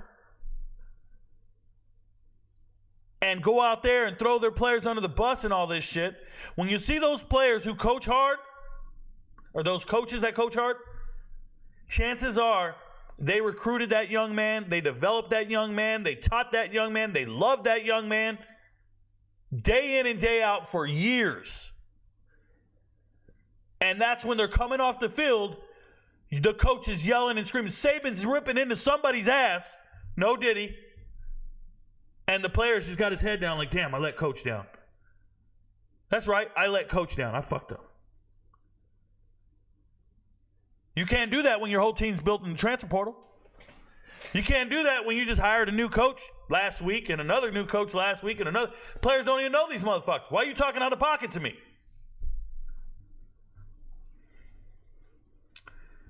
So you can have an old school mentality. You can have a throwback, I'm going to give you tough love mentality. But you have to understand what enables that. If you're not Nick Saban, Bobby Bowden, and you're not one of these coaches that walked in the living room, promised the parents I'm going to take care of them, got out of there, took care of them. The reason why Coach Prime doesn't do in-home visits is because in those in-home visits, he says a lot of shit like, God sent me here. I'm going to take care of your son. I love him. I'm going to raise him like he's mine. And then he's going to leave. Or he's going to cut you. Or he's going to find somebody else. Or he's going to say that promise to somebody else. Like, you can't be lying to people in their own home, bro. They don't forget that shit. They don't forget it. You can't be a tough coach. You can't give tough love when you have no equity with your players. If you have no foundation to recall to, you can't do it. All right? I just want you guys to think about being in a relationship with a woman, and if you started that relationship and within the first week you lied, you're probably out of there. But let's say you went a whole year without lying, and then they found out you lied about something. Now we got a chance. Now we can talk about it. I want you guys to think about this. You go to school, and when you go to school, what's your grade the first day of school? You start school with an A. You start class with an A. Everybody does. You start class with an A, and then every single day you get assignments. And those assignments will either solidify that you're an A+ student, or your grade will drop to where you belong. And eventually you are a B, C student, whatever you are. Right? Nobody goes to class and the coaches or the teachers say, prove to me you're an A student. Prove to me you're an A student. Nobody starts with an F and then has to earn their A. No, we all start with an A. So I want you to think about Coach Prime in his position at Colorado. I start him with an A. I give him an A the minute he's on campus, the first day. Recruiting, signing players, doing things, making decisions, doing this. I give him an A. And with every single day, I assess his assignments and I grade him. And at some point I go, oh fuck, man, this guy's not an A+ student. Oh man. Doesn't make good game time decisions. What the fuck is he doing here? What is this? What is this? And that's how my assessments are done. I give everybody a clean slate. I never think to myself, you got to prove it to me. Could you imagine if you went to school and they had that prove it to me attitude? You'd all fail. Everybody would fail. If you started with an F and you had to prove you're an A student, everybody would fail. Many of us have made it because we started with an A and we got down to a C-. Imagine going into a relationship with no trust. Talking to somebody and just, you got to prove to me you're trustworthy. I don't trust nothing you're saying. Like, if you start relationships like that, you're toxic as fuck. So my relationship with assessing Coach Prime in Colorado, I started them with an A last year, December 4th. Coach Prime's in Colorado. I'm making videos. Hey, yo, this is going to be great. A+, great hire. Let's go. Go get it. Do your thing. Da-da-da-da. Oh, look, he signed a bunch of recruits. He lost 60 players in the portal. I'm looking you dead in the face. Bro, don't worry about it. It ain't shit. I got him. I got it. And I can justify all the moves. He's an A+. Oh, wait, what happened? Oh, shit. They lost that game at Stanford. He didn't call a timeout. He didn't fix this. Oh, my God. What? He fired his offensive coordinator, but didn't fire him, but didn't give him the fuck? Hold up. Who hit the portal? What? Who didn't he recruit? I woke up this morning, and the first tweet I wrote this morning.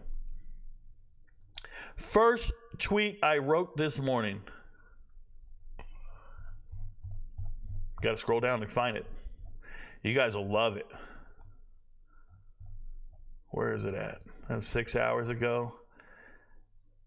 I said, who do offense and defensive transfers text next offseason? Trying to figure out a plan moving forward. Once the kids are gone. Who's going to run the show on, who's running the show on Instagram next year? That's what I did. True story. Anyways.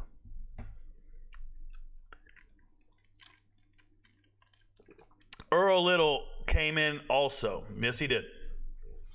Yes, he did. Rico, how do you feel about all these parents so involved in these kids' recruitment, leaving tweets like they were the one playing? I feel sometimes these parents aren't given the best advice. First and foremost, I will say that I'm glad parents are involved in kids' lives. I'm glad parents feel impassioned about their children's future. But I don't look at these college athletes as children. I don't look at them as amateur athletes. They are paid professionals. They make more money than some of you, than me. Yeah, we can ridicule them. There used to be a time where I didn't think it was okay to say something negative about an amateur athlete. Just be proud of their effort and keep it moving. No, you can say something negative about a player. So now that you can say something negative about these adults who get paid to play the game, we've always been negative about the coaches. Remember, I'm a man. I'm 40. Talk about me. You remember Gundy. No, Gundy, we're going to talk about the players too.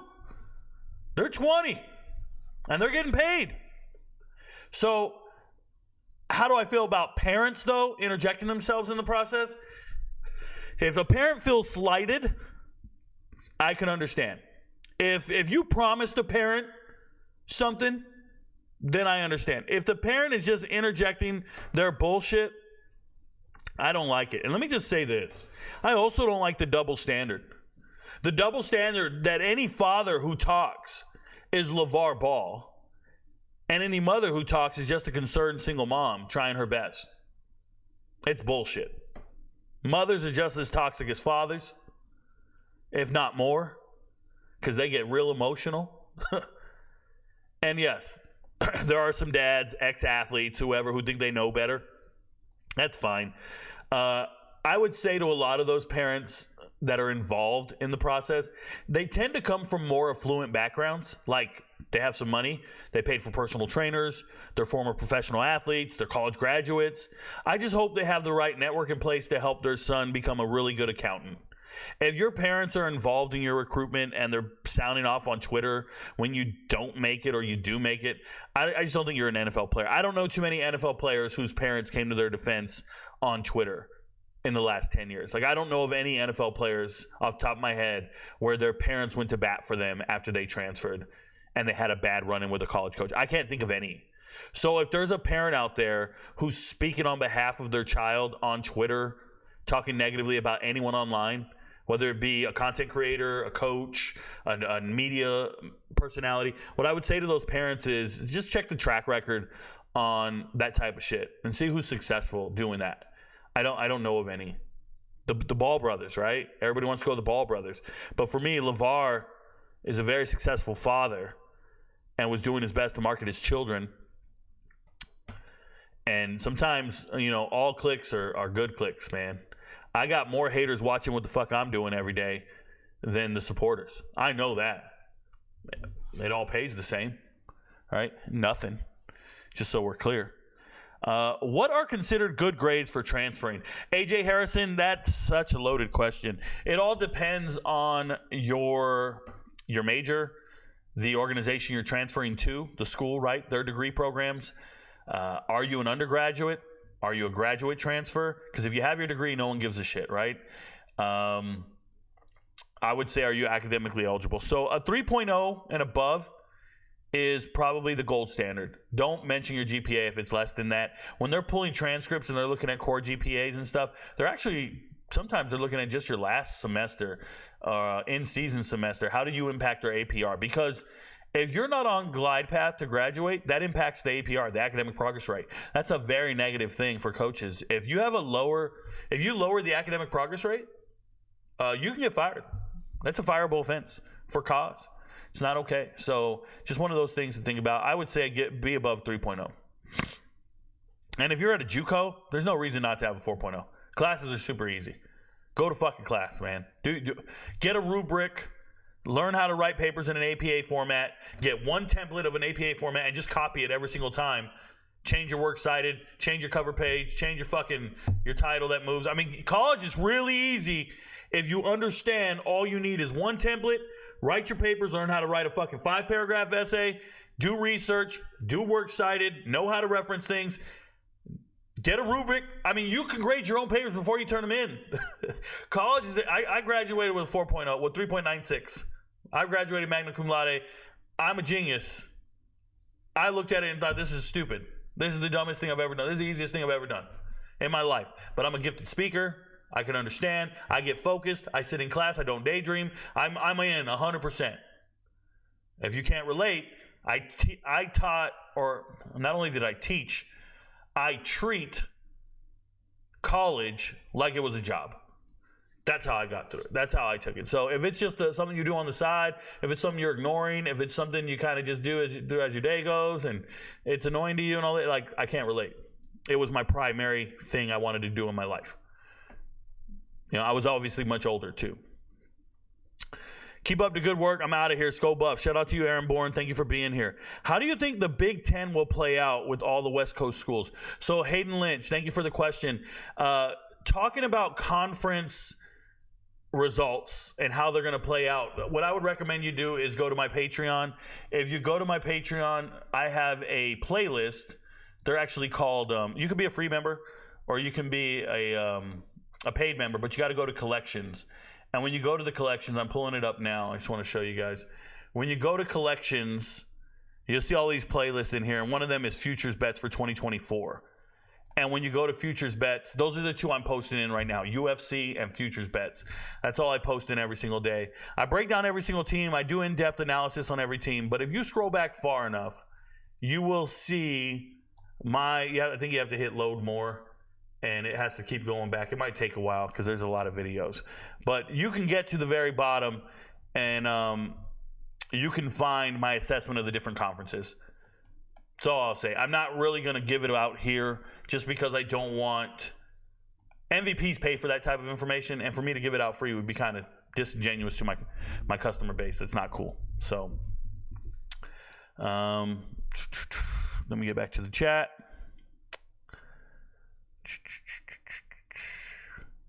Rico, do you think is a fair trajectory for Colorado? What do you think is a fair trajectory for Colorado? I think they'll have a decent year this year. I think Colorado is a pretty good team, and their front, their starting 22 is just as comparable to any other team in America. I think they're very good. I like Colorado's talent. They have a challenging schedule. They really do. And I don't think they match up well with Kansas. I don't think they match up well with Texas Tech. I don't think they match up well with a number of teams on their schedule. A fair trajectory would be better than last year, but probably not as good as the fans think they're going to be. Like, it's probably where I would go with that, if I'm being real. Give me a second here. So there's that. What's up, Rico? Did you ever watch Michael Thompson? Once again, you said Michael Thompson. Are you referring to the basketball player? Joke. Or is there something I'm missing? Because I don't understand the joke. Who's your OT 1 through 3 in this year's draft? CB, great. Thank you for asking. If you go to YouTube, I have a video, and I want to find it for you guys. Give me a second here. I'm off camera real quick. Give me 1 second. It's going to autoplay some shit if I go to my channel. I have a video on my YouTube. I think it's under the video section. I'm pretty sure it is. So if you click videos and you scroll down just a little bit, I think you have to go back down to, let me pull it up over here. So if you scroll down on my videos and you go back to, you probably won't see all this because you guys aren't members. So these are all member only videos for like the MVPs. But there's a video for the Combine. And in this video for the Combine, let's find it first. There it is, Scouting Combine right here. It's over an hour long, okay? But if you grab this video and you actually watch it, give me a second. I don't want any commercials or anything going. In this video is a chart while I'm talking. When I get to the offensive linemen, those are wide receivers. Here we go. Here's the chart. You will see a chart. Oh, I don't have the offensive linemen in here. Oh, that's my fault. But you will see 180 players that I ranked for the NFL draft and where I ranked them. So I encourage you guys to go watch that video. You can see every single player. I give a rundown of where I rank them, why I rank them, how I rank them, the whole deal. But the offensive linemen, they're on the chart. I'm so sorry, man. Let me do this. Let me pull the transfer portal up, and I'll pull up the lock chart, and I'll answer your question for you. So if I go to my NFL Draft 24, top 10, here it is. So offensive linemen, you said offensive tackles 1 through 3. If you look here, I actually have them all together, so tackles and guards, but you can figure out who I have. Now, you have my top 5 up here. These are the guys I like the most, personally. Just really good guys on tape that I think make your team better. Now, that's a center, one's a guard, one's a tackle. Like you'll see who they are. But if you go down here, these are my actual top 10 for the draft. So you'll see certain tackles on here. You can figure out 1, 2, 3, and you'll be good. I love Amarius Mims out of Georgia, pretty good. J.C. Latham's here. Like, everybody's going to be there. Everybody you know of is on my list. But yeah, that's my list for offensive linemen, defensive linemen, every position group. It's already been put out 100 times over. TikTokers don't see it because they just sit on TikTok and don't watch my channel properly. And YouTubers, if you're not scrolling back far enough, you're missing it. But I posted on Twitter multiple times. So this is my top 10 list for every single position group: corners, safeties, linebackers, defensive linemen, offensive linemen, tight ends, wide receivers, running backs, and quarterbacks. That's how it goes. Once again, the top 5 are my favorite players. Guys I'm just rooting for and cheering for. I don't give a shit where they get drafted. By the way, none of this has anything to do with the draft. Like, I do not care where they get drafted. I'm not trying to predict any of that shit. I'm just telling you who's good.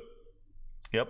And then my hidden gems. Unfortunately, I had to remove one of my defensive linemen. He passed away in preparation for the draft, so I had to add I think I added Christian Boyd to this list here. There are some names I'm going to be adding and changing to certain position groups.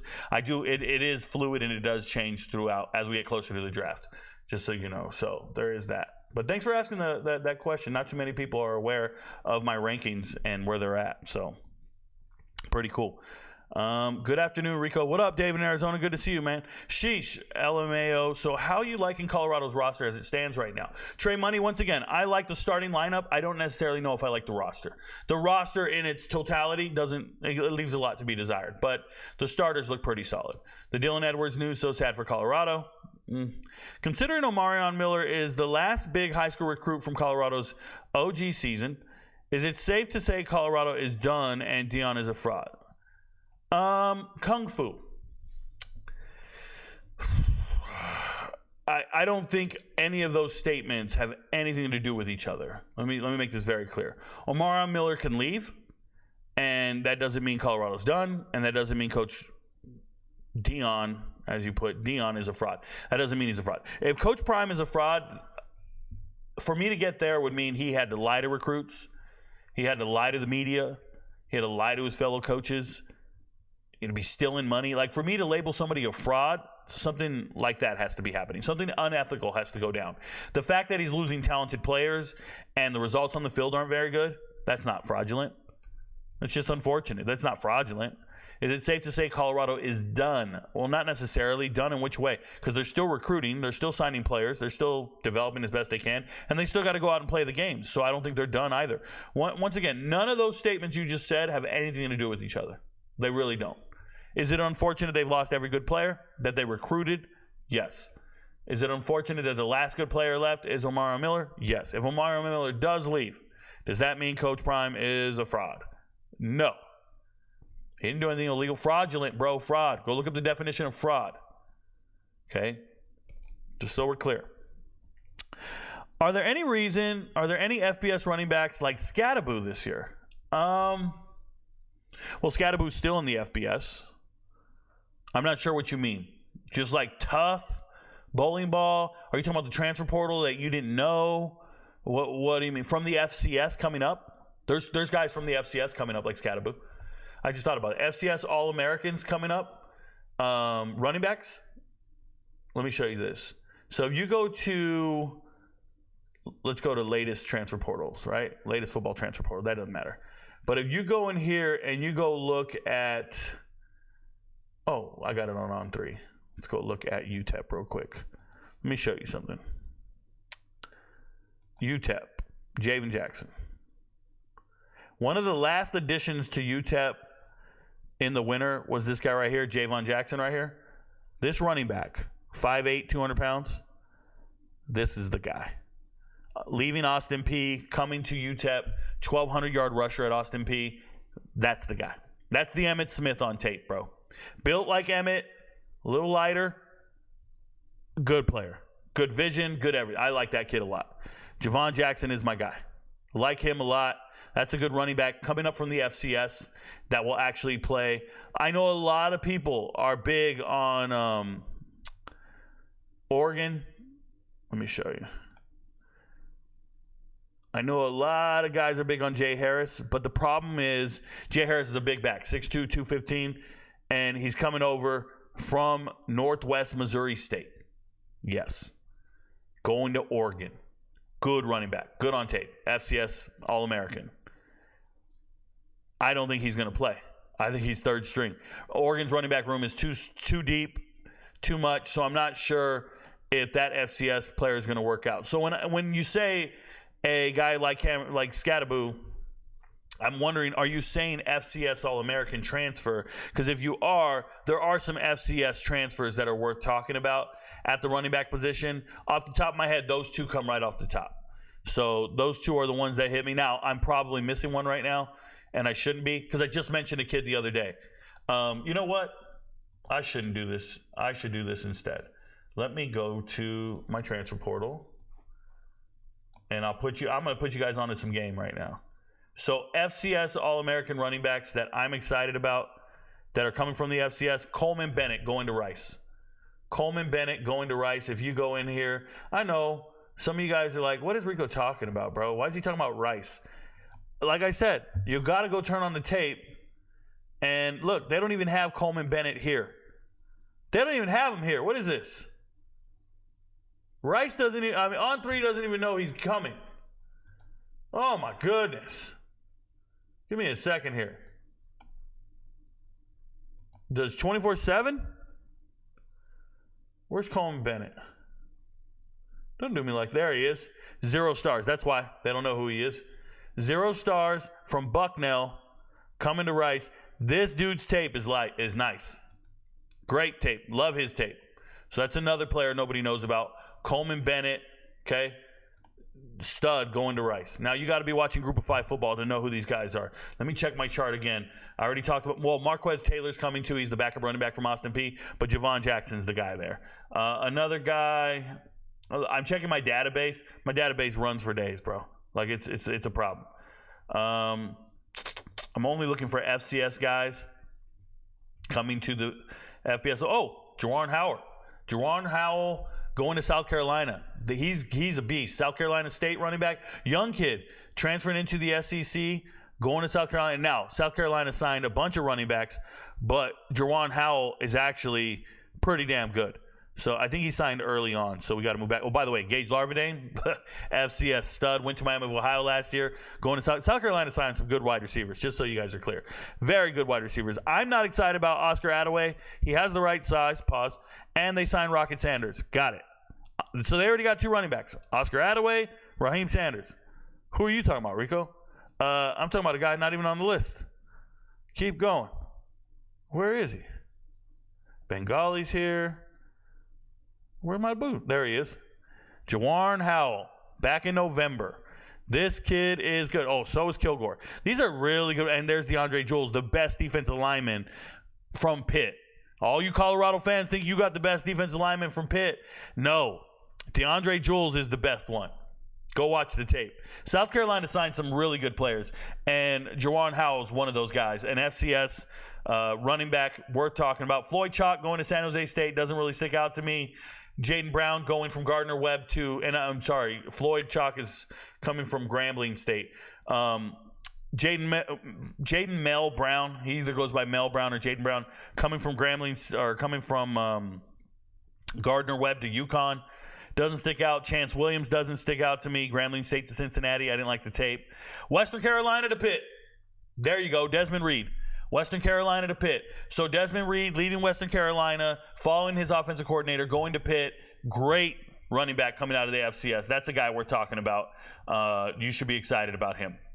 That's probably the best one. Him and Jay Harris are probably 1 and 2. UT Martin, Sam Franklin going to Oklahoma. Could play. Oklahoma is deep, though. No diddy. I'm trying to look. Let me keep looking. Those are all my FCS guys to this point. Probably going to get some in this second cycle here. But up until this point, that's all of them. KZ Adams went to South Carolina State. Yep, that's all I got for FCS All-Americans or FCS players that I think should play at the FBS level. Those were all the guys. Jay Harris, yeah, we're good. We're good. I don't need to go back and list them all. You guys got it. My bad. Thanks for the question. Coach Flea got to be the issue, right? Like I said, position coaches losing all of their players, not building rapport with them, not getting them to buy into the system or into the development, not getting them to buy into your locker room, and them not being an extension of you. That's a problem. That's a problem. Just so we're clear. And don't tell me it's a social norm, because it's not. If you have running backs in your room, they should want to play for you. If you have players in your position group, they should want to play for you. And more importantly, you should be evaluating the talent correctly and saying, yeah, that guy's good. That guy's good. That guy's good. And then starting the right players. Because most coaches leave it to the running back coach to start the right players. Remember, when Clemson was doing so great with their running back room, CJ Spiller was deciding who started at running back. And he didn't care what the players said. He didn't care what the coaches said.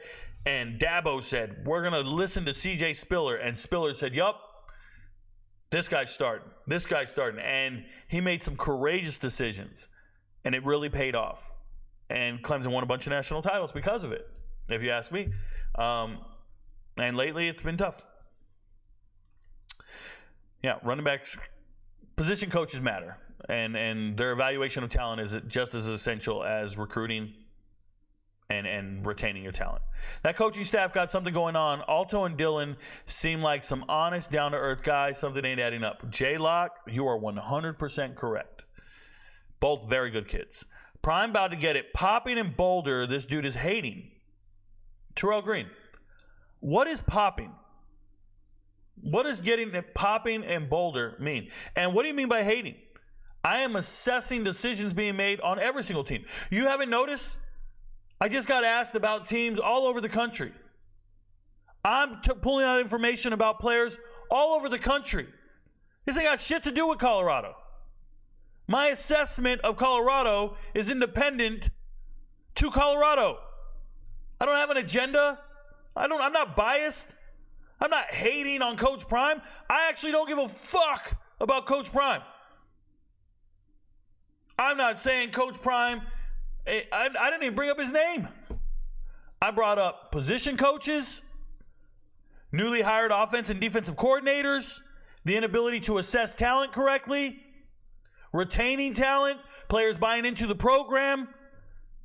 Why would I be concerned about a head coach who's never been an offense or defensive coordinator, who doesn't do in-home visits?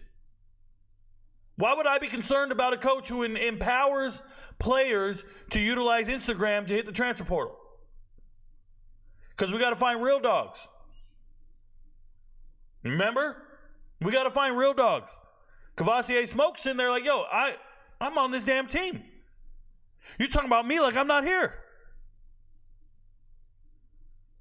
And you want to bring up Coach Prime? You think I'm sitting here hating on Coach Prime?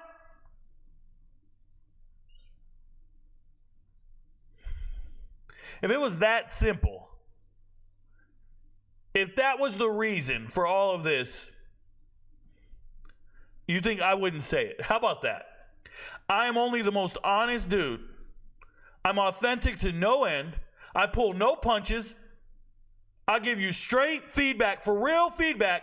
But when it comes to Coach Prime, I got to give subliminal hits. I got to hate on him subliminally. I won't say his name. If I didn't like Coach Prime, I would have put in the fucking title and started talking. The title of this video is Transfer Portal Questions and Answers with RicoKnows.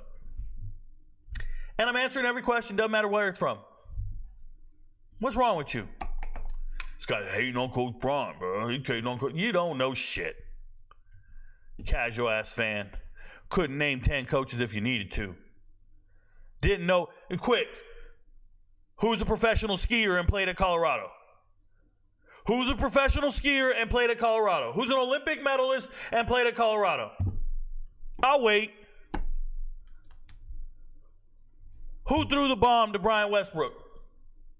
Who did Cordell Stewart throw a bomb to? I'll wait. You're not a Colorado fan. You don't know Colorado. You are children.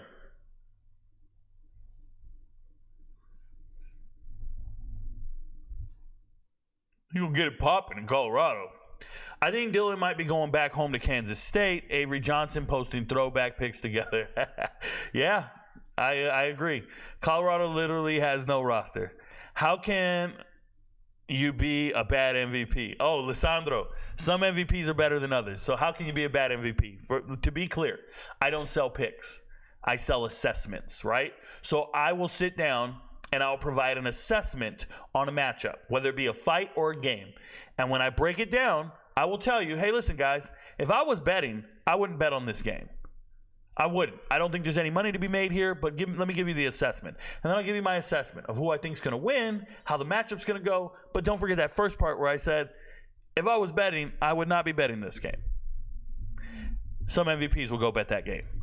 Some MVPs will go bet that game. Some MVPs will hear the assessment and go, nah, Rico, you're wrong. I'm fading it. And we're cool with it. We welcome all the faders. We welcome anybody who doesn't agree with what I'm saying. Because the reality is I do only get UFC fights right 68% of the time. I am wrong 32% of the time. I can be wrong. And you're more than welcome to fade me. And when you do, please gloat, let it shine, do your thing. But when you miss, don't blame me. Don't be mad at me when we all hit together, because my real MVPs, listen, there's MVPs and then there's real MVPs. Let me give this very clearly. If you pay month to month and you're letting it cancel and you're not around all the time and you're not a real MVP. The real MVPs pay for the whole year and they're rocking with me no matter what video I make. They're like, yo, Rico, what are we doing today? What are we doing today? Those are the real people. Those are the people that make my life possible. So, yes, there are bad MVPs. There are people who don't take the advice. There are people who don't listen to the analysis correctly. They'll be like, oh, I thought you said it. And I'll be like, no, I never said that. Never. Shit like that. So it happens all the time. I like Prime in Colorado. Let me give you an example. I miss one lock every single UFC fight card. So I give out locks, and I'll miss one lock, at least one lock, every single fight card, for the most part. Not on the last one. We won a lot of money on UFC 300. But if I miss a lock, that means I got 2 out of 3, 3 out of 4, 4 out of 5, whatever it is. There's an MVP out there who bet on the wrong lock. Like, he took it. And he took the wrong one. Because everybody knows, hey, man, there's 4 locks. Okay, we got to parlay 3 of these. Shit, which 3 are you going to pick? Well, I'm going to pick these 3. We're not going to pick all 4. One of them's going to miss. And I got an MVP out there who goes, no, I'm picking all 4. Or I'm going to pick this one, this one, and this one. And they always pick the one that misses. That's how we have bad MVPs. I like Prime and Colorado. Hope it goes well, but the fans make it unsufferable. Yeah, Dre, they're very ignorant. Let me tell you this. The Colorado fans are the rare case where they're almost equivalent to NFL fans. They are not alumni. They are not college educated. They are not graduates. They do not have intricate or educated banter and discourse. They don't have it, bro. Colorado fans will write you back and be like, no, Coach Prime going to get it popping in Boulder. And they've never been to Boulder. Never. They've never seen the inside of a college classroom. And they'll write, Coach Prime going to get it popping in Boulder. They don't know what they're talking about. It's ridiculous. Very difficult to deal with. Insufferable sounds right. This sounds like church. Take some notes. Coach Flea seems like a glaring problem right now. Shout out to Vibes. I would say if you ran a business and you had different sections in your business, let's say you ran a business and there was a marketing section, advertising, HR, security, IT, sales department, whatever it was. Like, you had all these different sections. And if you saw a massive departure from one section, like they just straight up fucking boycotted, and they did a big walkout, and they all left, and they said, we quit, we're out of here. And the manager of that section was unscathed, and you didn't have a problem with what just happened, I would say that's problematic. I would say you're empowering toxicity or just ineffective leadership. We run into this in the military all the time. There tends to be an overly good or productive platoon that's got everything right, and then I get 6 EO complaints from one platoon, and I'm like, oh shit, that platoon, sorry, I need to fire that dude. I need to get that dude out of there. And I don't care how long I've known him. I don't care what it's going down. You got to come see me in my office. Hey man, you got 30 employees, and 6 of them are complaining. And can you do the math? Oh, you know, Top, they always tripping on me, man. It ain't nothing. This is just 20% of them. Da-da-da-da-da. No. What are they tripping on?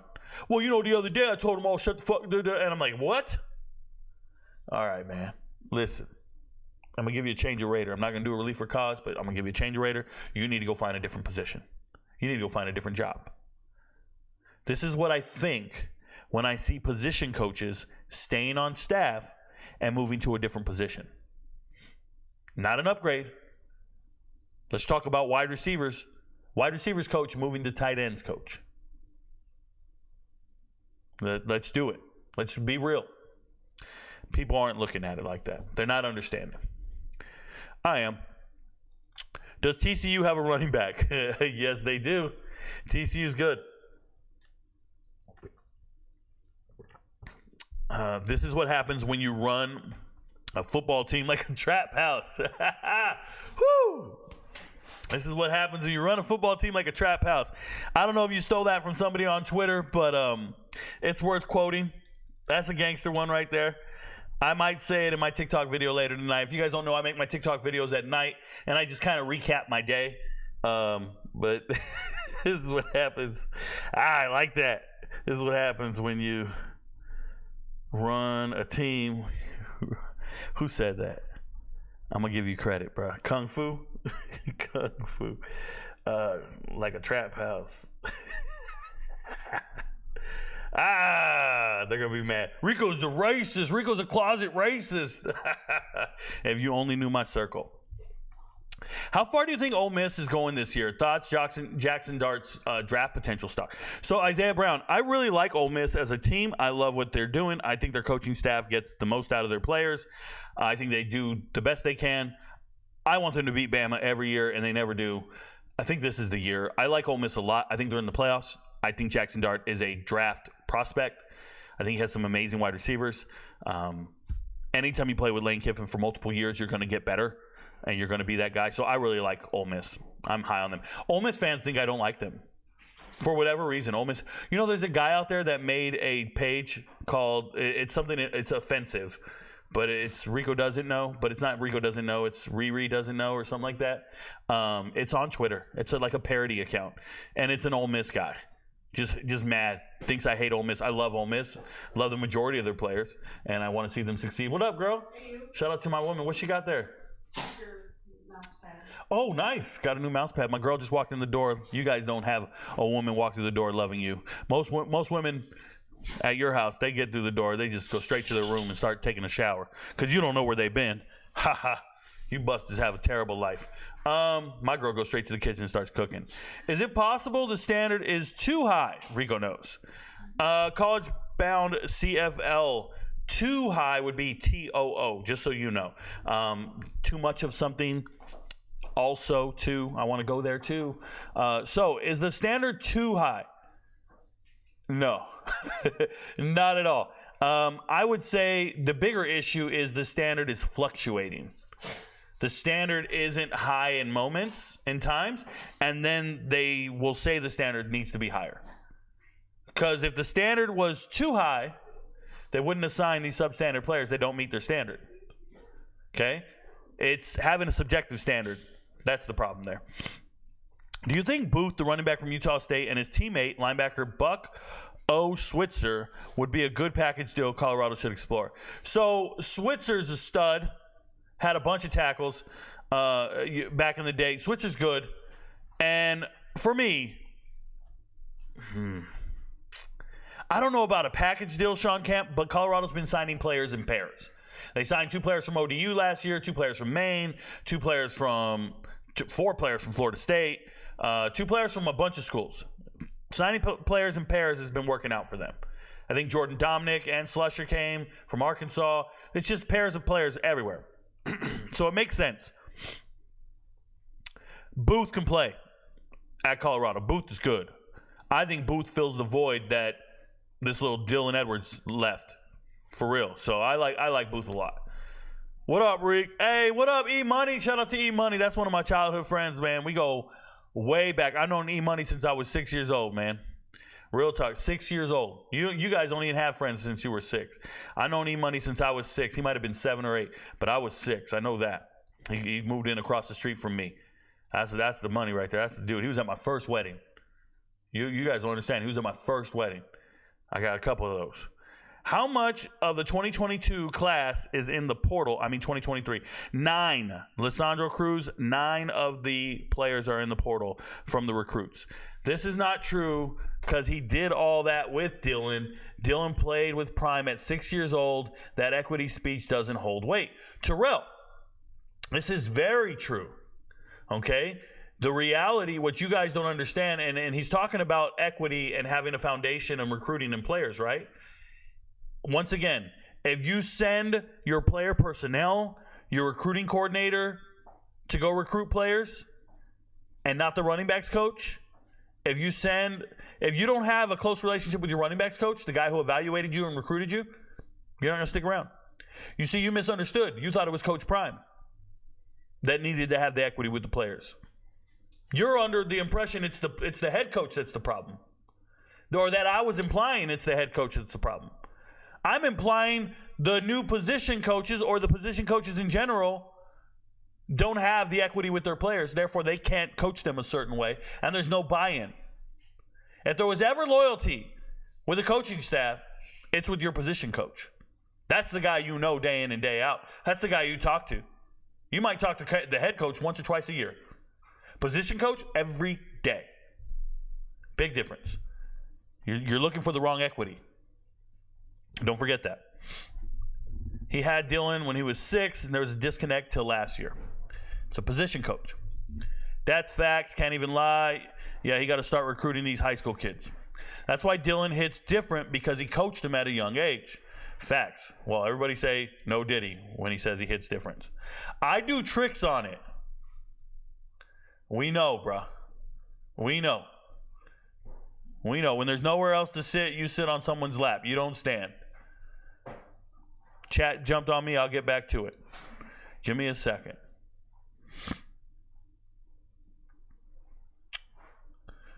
Who's advising Penny Boone? We're getting there. Man's got 168 people watching. LOL. Me leaving 167. Cornell, never want you here, bro. I don't give a shit how many people are watching me. I get paid the same amount whether you're here watching me or not, bro. My life is good. You don't validate me, Cornell. I hope your parents named you that corny ass name, dude. I hope you have to meet women and say, yeah, how you doing? My name's Cornell. She's walking away. You want to talk about somebody walking away? She's walking away. You pay to watch me talk, bro. You pay for your phone, your electricity, your internet. You pay to watch me talk. You ain't made it in life, bro. I'm letting you know right now. Cornell. But I don't know. I felt like he had to be homesick or something. With the amount of money they're making, you can move your whole family. Like, let's be real. I'm sure there are families in America right now moving the entire family with less than $10,000 to their name, less than $5,000 to their name. I'm sure of it. There's somebody moving it from one apartment to the other right now with less than $3,000 to their name. And y'all are worried about somebody being homesick? Move the whole fam, bro. Move everybody. We got NIL money. It don't take much. You want to move mom and dad down the street? It don't take much. It's not as much as you think to uproot some people. It ain't as much as you think, man. It ain't even like that. And it's, nah. You really start with a 0, then work your way up to an A. No, you don't, Terrell. Penny Boone is down to Georgia and Kentucky.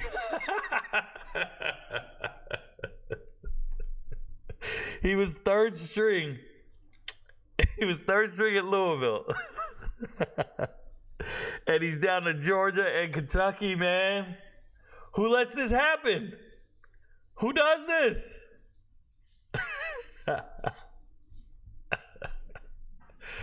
I'm going to need you to moan that nut out for me, bruh. Whoa. Dion will be coaching in the NFL next year to make more money with NFL. If y'all think he finna be here another year, you got to be joking. Well, Kung Fu, I don't think he'll be in the NFL. Who's advising Penny Boone? Penny Boone got them seafood eyes. He just, everything he sees, he wants to eat, bro. He got them seafood eyes. What you doing for dinner, baby? I like them burgers. You don't, huh? You got steak and all kinds of shit pulled out? I knew it. Never mind. I won't talk to you. Who's advising him? Yeah, I guess Charlie at Colorado getting his scholarship. Hey, if they got room, I have a feeling Trevor Woods is next. Well, they moved Trevor Woods to linebacker. It wouldn't surprise me. He's a good kid, but it wouldn't surprise me. Charlie will be running back number 4 in summer camp. Terrell? Yep. Once again, I think they evaluate talent incorrectly. Yeah, Trevor or Omarion Miller. Nope, I don't think the standard's too high. Spring game will be boring with no running backs. They don't tackle to the ground anyways. Trevor Etienne's mom is unbearable. Oh, I don't know, Caleb Brooke. I've never experienced that. Miller ain't going nowhere. He's 100% getting targets this season. I used AI to write my paper. I don't doubt it, Joko. Dylan was featured in the offense. I don't know why he would leave, and he's featured. Maybe you don't like the offense you're featured in. Maybe it's not getting you ready for the NFL. You want to know some running backs that are getting drafted? You want to know what schools they're coming from? It ain't Colorado. Miller would be a fool to stay. Colorado is playing against run-heavy offenses with no run defense. Hey, I don't know if they have no run defense, but they might need a scheme that stops run-oriented teams for sure, because there are very good running backs in the Big 12. Very good. Some of the best you're going to see. Harvey, stud. Texas Tech, stud. UCF, stud. And I'm talking 1,400 yard rusher, not just 1,000 yards in the MAC. No, I'm talking about some of the best in the whole damn country.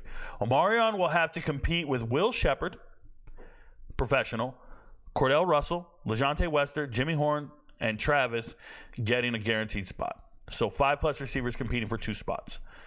Who do have Baltimore rankings picking? King Poppy, I don't give a shit about the NFL draft. I evaluate the players, but I don't care where they get drafted. I don't even guess. I do not try to pretend like I know where 32 different GMs are going to be drafting from. Like, I don't care.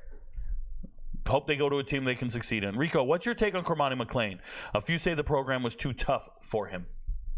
My take is Cormani McClain was anointed in high school as a very good athlete and a very good player. He has the right physical makeup. I don't think he has the right mental makeup.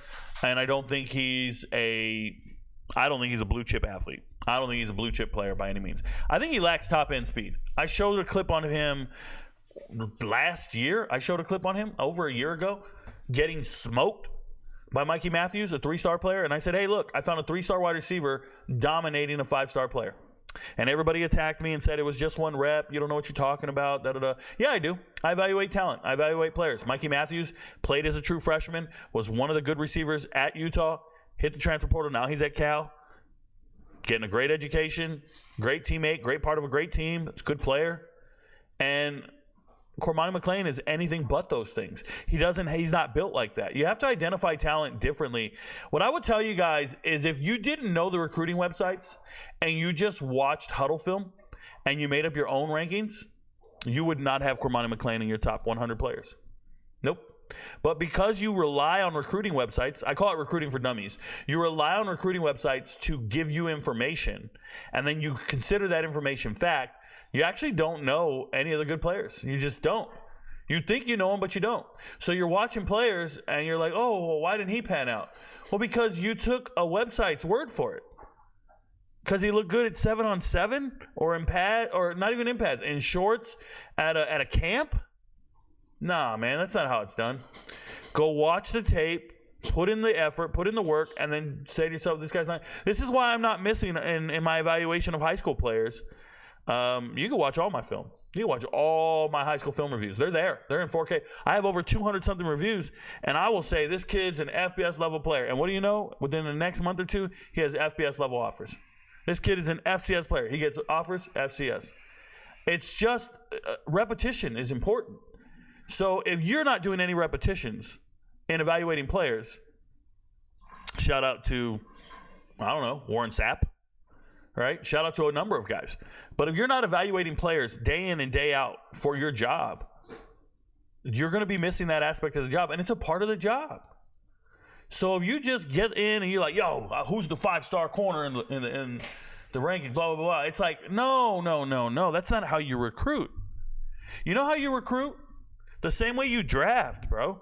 You go look at players and you say to yourself, are they better than the players I have? Are they better than the players I have on my team? This is how you don't miss in recruiting. Instead of trying to look for the top-rated players every year, why don't you look for players that are better than the film you have in front of you? Like, watch your practices, look at the players, and then say, I need to find better players than these. Now go look at film. That's how it's done. That's how it should be done. But if you're just trying to find the top-rated wide receiver in this year's recruiting class, well, that doesn't mean you found the top. You didn't find the guy better than people on your team.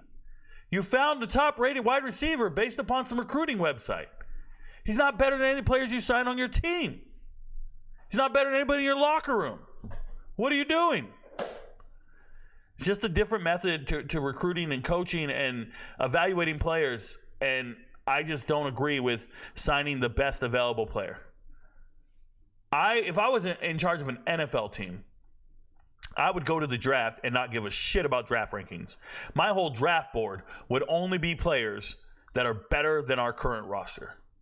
Like, I would look at all the wide receivers, and at one point, I would say, okay, these wide receivers are not better than anybody we got on our team. So we can't draft any of these guys down here. I don't give a shit if they're the best available player. I don't care if that was the highest ranked guy. No. I would say, hey, there's only 5 corners in this draft good enough to make our team. We don't give a shit about the 6th, 8th, 9th, 10th ranked corner.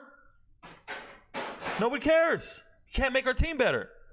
They don't have that mentality when they're recruiting these players and when they're evaluating them. I don't think Cormani McClain was better than anyone on the Colorado roster. I'm serious. You might have anointed him because of a website, but what I saw at practice, throwing up, out of shape, not keeping up in drills, getting beat, gained 0 weight, showing up to workouts in some chains. Like, nah, bruh. That ain't it. Nah, not bought in. Omarion ain't leaving. Stop the crazy talk. King Carlito, how is that crazy talk? What point is crazy? Like, what was crazy about it? You just lost your starting running back. You just lost Alto last week, and you lost Alto 2 days ago, 3 days ago, and none of you guys cared. None of you guys flipped out. Yeah, you guys don't. This is crazy talking. That's crazy talk. Uncle Neely just said Dylan didn't want to compete for the running back position. That's why he left. Ain't that some shit? He showed up as a true freshman with 3 upperclassmen brought in the transfer portal. And now the narrative is he didn't want to compete. He just competed his ass off since the moment he got on campus and beat them all out. But now he magically doesn't want to compete. That's the narrative. That don't make no sense. That makes 0 sense. Tell Uncle Neely he ain't shit. Kung Fu, you do realize more than 4 receivers play in a game. Typically 6. He made a video about McLean. I did. They only play 4 up to 5 on a particular play, yes. But realistically, it was only Jimmy Horn, Travis, Weaver, Antonio, and Dawson as options. Damn, Edwards leaving shit. Wide receiver rotate all game. You don't know football at Kung Fu.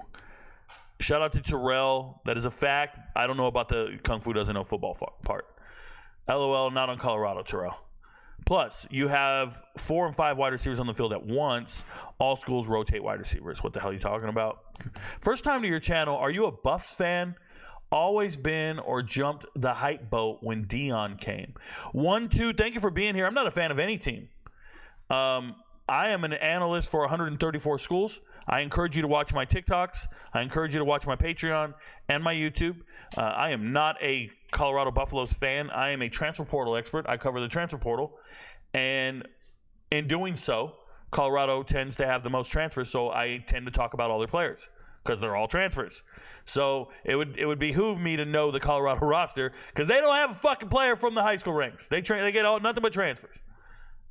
So that's how I know every Colorado player. Not a fan of Colorado. Never been on a bandwagon of any sort or a hype boat when Dion came. Do I know Colorado? I probably know Colorado better than their fans. I know Colorado better than these new fans for sure. And I've known Colorado football since, I don't know, Rashad Salam. Yeah, Rashad Salam, Cordell Stewart, Brian Westbrook. Yeah, that was about my time when I started following football. Early 90s. Ever since then, anything before 1990 is probably kind of a little blurry for me. But after 1990, I'm all in. I can vividly remember Marshall Faulk and then Skip Hicks. Some of my best running backs, favorite running backs in the 90s. Troy Davis. Yeah, these guys, that was my time frame early on. And learning Autry at Northwestern. Pat Fitzgerald was a great linebacker there as well in the 90s. So you progress into Florida State's and Miami's, and then you go from there. There's nothing in college football that I don't think I haven't obtained knowledge-wise. I think if it's on the internet, I've read it. Like, that's where I'm at with college football. The amount of hours I put in. If it's on the internet, I read it. Not on Colorado. Terrell. You guys are all arguing. I'm gonna let it go. Kung Fu don't know ball. Why my homie ain't play when he was a 4-star receiver and Caleb Mathis played over him? Rotate that, Goofy. So, why is Caleb Mathis playing over some other players? Well, Caleb Mathis does work hard. He does put in the time. You guys know I was very high on Caleb Mathis, and I still am till this day. I believe in his character. I believe in his drive and determination. I also understand that there's a huge amount of nepotism here. His father is a coach on the team. The DB's coach. His father played with Coach Prime and on the Cowboys. Caleb's brother's committed to the team now. Caleb drives a nice car. Like, I understand there's some animosity there. Caleb gets in the receiver rotation before other receivers, but there's talent there. I've seen it. I've looked at the tape, and I've seen him work hard, and he's earned the talent. But yes, I understand. I get it. Hey, Rico, what do you think Colorado State's final record will be? All final record predictions are only given to my MVPs, so I'm there with you. I will just tell you that I think Colorado State has a very good offense, probably one of the better teams going into next season in the Mountain West. I'd say they're the third best offense in the Mountain West at least. And when you have the receiver threats they have, and I believe in BFN, Braden Fowler-Nicolosi, their quarterback, his second year, as long as he cuts down on the interceptions, that kid's going to throw for over 3,000 yards. Again, he's a great player. So they got a gunslinger. They got a real receiver core. You guys are going to learn about Donovan Ollie real soon. Donovan Ollie used to play at Washington State, transferred to Cincinnati last year, was deemed ineligible, didn't get to play, but transferring from Cincinnati to Colorado State. This is a Pac-12 wide receiver. He's good. Donovan Ollie, 4'6", 40, but he's 6'3", 6'4", 6'5". He's somewhere up there. He's a mismatch problem. So like it, and like it again. Colorado State looks good for next year. Isn't a Colorado fan. Correct. Unc Reek, I have some film for you to watch. I told you I would last summer. Gabriel White, I appreciate you, man. Get on the waiting list. Go to TikTok. Learn how to get on the waiting list. You're good. Your homie might be trash then. Thanks. Wanted to make sure he was on the right channel. Rotate D's. Damn. Yo, Rico, what are your favorite three teams in the FBS? Trey Dulnick. My favorite three teams in the FBS changes every single year. It changes based upon coaching and players and schemes. So I root for all the players. I'm an advocate for the players. I want them to go to the best situation for them. As long as you don't have verified character concerns, I'm in your corner. You get arrested, though, I ain't got your back no more. DUI, I don't like you. I don't think criminals should be playing sports, so I'm not okay with the NFL. I'm not okay with the NBA. I don't even watch those two, okay? College football, it's as pure as it gets, and I hope that the players are following the law. So I like teams that abide by the law. I don't like criminals. And I don't really have any sympathy for anybody who breaks the law. That's number one. Because I don't knowingly break the law in my life. Second thing. Favorite teams going into next season that I want to see play football. The three teams that I want to see play football are UTEP, Indiana,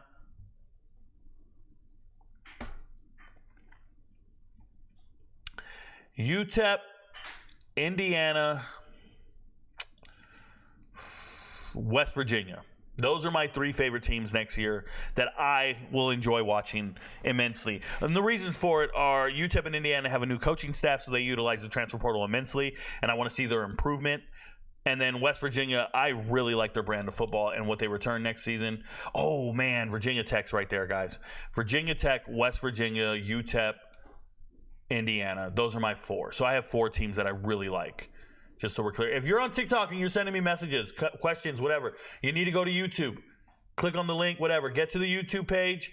Get in the live stream. Put your question in the chat. I will get to it. If you're over here, I won't get to you. So I apologize. I'm not reading any comments from TikTok. It just keeps scrolling and I can't keep up. At least over here, I can get to the comment eventually. It takes time, but I get to it. So that's how you go. Buffs will be lucky to win 4 games this season. I think that's very realistic. I think they can win 4 games. Buffs start the season 5-0. Better go check the schedule before you start throwing out predictions. Terrell, I think you should really look into North Dakota State. I think you should really look into North Dakota State before you say something like that. Just so we're clear. Go look at the first 5 games and tell me which ones they lose. 1,500 per first 5 games. Yeah, I would probably bet that they won't be 5-0. Nebraska winning 10 games this season. It's a bit much to win without a quarterback, but I hear you. I'm always down for an easy 7,500. Took you that long to calculate how much you're going to lose? You must be talking about the basketball team. I got a lot of neurodivergent friends that act like McLean. Hope he goes to a program where he can address his mental health, because the shyness and hiding in bathrooms doesn't seem like solely ego to me. Lauren, everybody always wants to put a label on shit, man. Some people are just socially awkward. I don't know if it needs a diagnosis. I don't know if he's dealing with an illness, a sickness, whatever. But yes, if he's got mental health issues, go get it checked out, bruh. Everybody, I've been in the military over 20 years. Everybody in the military is on some type of pill. So it is what it is. Do your thing. Desmond Reed looked tiny in the spring game. Hey, pendejo. You better calm down, bro. Desmond Reed is him. Shout out to Pitt. Please tell me who they lose to in the first 5 games. He's a whoa and hiding in closets and bathrooms. Oof. Michael Sam was a good football player, guys. At least be a good football player. I don't care what you do. Be a good football player. Show me the money. All right, Mosley Taylor. Not trying to diagnose Cormani, by the way, but the behavioral problems could be due to something mentally that has been overshadowed by his on-field talent. That doesn't matter, Lauren. Can he play football or not? I don't give a shit what the problems are. I don't care what you have to overcome. That becomes a part of the assessment of the player. If you can't overcome certain things mentally, emotionally, that just means you're not a good football player. That's the way it goes. And we keep it moving. Let's find the guys who can. Rico, your boy Tyler Barron just re-entered the portal. Woo! I told you guys. I told you. I told everybody this is not a very good player. We'll see where he transfers to. We'll see. If you ask me, he's going to transfer to another SEC school. Tyler Barron, former Tennessee defensive lineman, was initially transferring to Ole Miss, then flipped to Louisville. I told you guys, I don't think he's very good. The recruiting website said he was one of the top defensive linemen in the portal. I think they had him in the top 3, top 4. I said, this is a crock of shit, man. Go watch the tape. Homie got, no sacks in the SEC. All his sacks were against substandard teams. Everything he did in the SEC, he might have had 2 sacks in the SEC his whole life. This is not a good player. No, it's not. Well, he's good. He's just not one of the top 10 players in the portal. It's dumb. There's players in the portal with 14 sacks. Shout out to Trey Moore. 14 sacks ranked below this dude. It's nuts. These sites are disgusting. The type of neurosis is enhanced when you smoke a lot of weed. Cormani needs help from a real adult.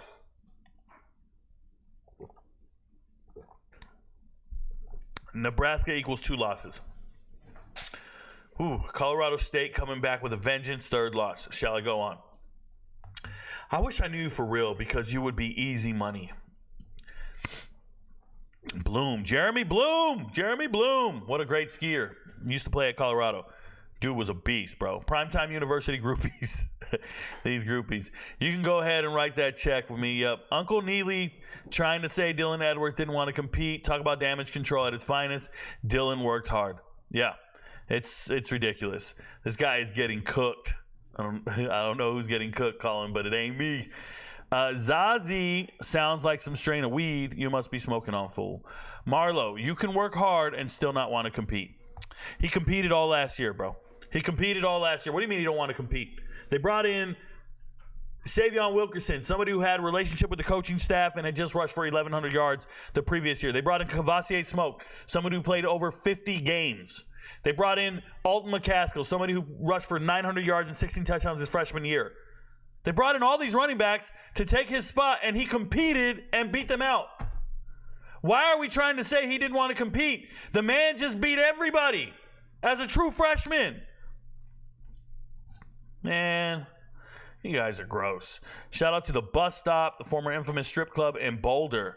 Damn, the Bus Stop, bro. Worst strip club I ever went to, it was called the Bunny Hop. Not the Bunny Ranch, the Bunny Hop. First time I ever saw a pregnant stripper, I saw one stripper with one nipple. It was, and the other one was inverted. It was cool. It was like a circus for me. I was in there. I thought this is how all strip clubs were. There were no rules in this strip club. No rules. You could touch whatever you wanted to touch. You can do whatever you wanted to do. The price was there, bro. I remember being a kid walking in there. I said, where's the VIP? They said, it's back there behind the curtain. I said, cool, let's go to the VIP. She said, it's going to be $20 a song. Is that okay? I said, yeah, no problem. I had $100 on me. We go to the back. We pull open the curtain. She says, where do you want to sit? I look to my right, and I said, anywhere but here. And the reason I said anywhere but here was there was this black guy, probably in his 50s, with his pants at his ankles, going to town with a stripper bent over the seat there. He's going to town from behind. And I'm just seeing this man breaking a sweat, pumping away. And I'm like, what am I doing here? I was in culture shock. The Bunny Hop, bro. It's out of business now. I just went and sat down on the other end, and I just thought, man, what am I getting into? I'm sitting there going, what is this smell? What is this smell? Oh, my goodness. So anywhere but there, bro. I don't want to sit over here. Send me your bank account info. Everybody calm down. I'll wipe your $50 savings account dry. I'm a real MVP, but I don't need your analysis during college season. I don't bet on UFC. Oh, but I only need your analysis during college football season. I don't bet on UFC. So the real MVPs got badges next to their names. Terrell, I appreciate you, man. Thank you so much. And if you don't bet on UFC, that's bad, bro. That's bad. We're out here making it. Dude is literally a professional yapper. Kebs, yes, I am a professional content creator. You might be upset about it. You probably talk and don't get paid for it.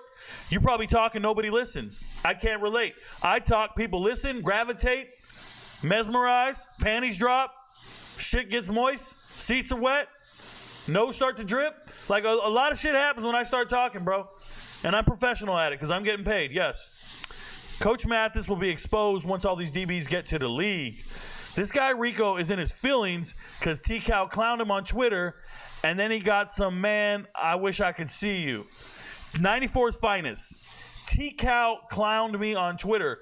A guy named T-Cal, who runs a fan page for Colorado, is excited about Rashad, and he's never watched him play a single game. Rashad Amos has never watched him play a single game. You guys are gassing up a dude who looks at film for the last 3 months. That's what you guys are gassing up. The man said he makes more money than me. No receipts. Just a dude talking.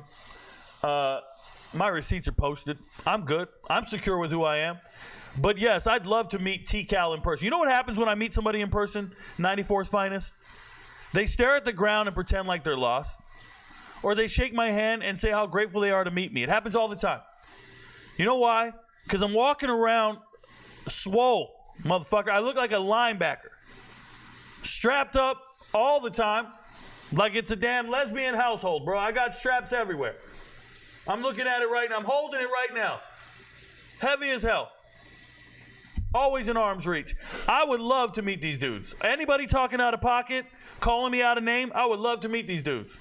Tell Jamal I said, what's up, man? I didn't know he goes by T-Cal. His name's Jamal to me. Or Marcus. Let's just call him Marcus. Every time I see him, I'm just going to say, what up, Marcus? I got a unique name. Anyways, why do you think Baylor's coaching staff is struggling? Because they suck, Trey Dulnig. They suck. Let me tell you something about Baylor's coaching staff. First and foremost, unethical. Baylor's coaching staff is offering young men not in the transfer portal. I'm saying it. I've had star players reach out to me and tell me, I've got graduate assistants sending me DMs, telling me if I got in the portal, they'd be interested in me. I told them, don't go. That coaching staff's going to get fired. They're on their way to getting fired, and they're doing shit unethical. You don't reach out to these players if they're not in the portal. That's tampering. Reach out to a third party. Reach out to me. I'll reach out to the player. You don't reach out to the player directly. No. Baylor ain't They're cheaters. They're terrible coaches. They ruined their own team from the inside out. Richard Reese was a 900-yard rusher. They did some Colorado shit at Baylor. Richard Reese was a 900-yard rusher as a freshman. Go look it up. And he's the starting running back, 900 yards rushing. Great freshman. And they went to the transfer portal and grabbed another running back from Oklahoma State, Richardson. Bring him in and make him the starter. And Richard Reese is back to third string now and got 100 yards rushing this last year. Ruin your running back room. Ruin your production. Ruin your continuity. You're the same coaching staff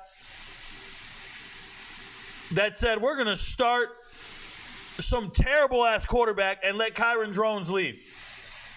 We're going to start Shaping, and Kyron Drones ain't shit. And had me fooled. Because I'm like, man, Shaping's playing terrible, but this staff will not go to Kyron Drones. If they don't go to Kyron Drones, he must be terrible. I can't get no tape on Kyron Drones. I'm looking everywhere. They're not even letting him in the game. Shaping's throwing picks. They're like, nah, we know he's terrible, but trust me, Kyron Drones is worse. Don't know how to evaluate talent. Baylor's coaching staff. signing anybody. They signed Michael Trigg, bro. Michael Trigg, a known cancer in the locker room.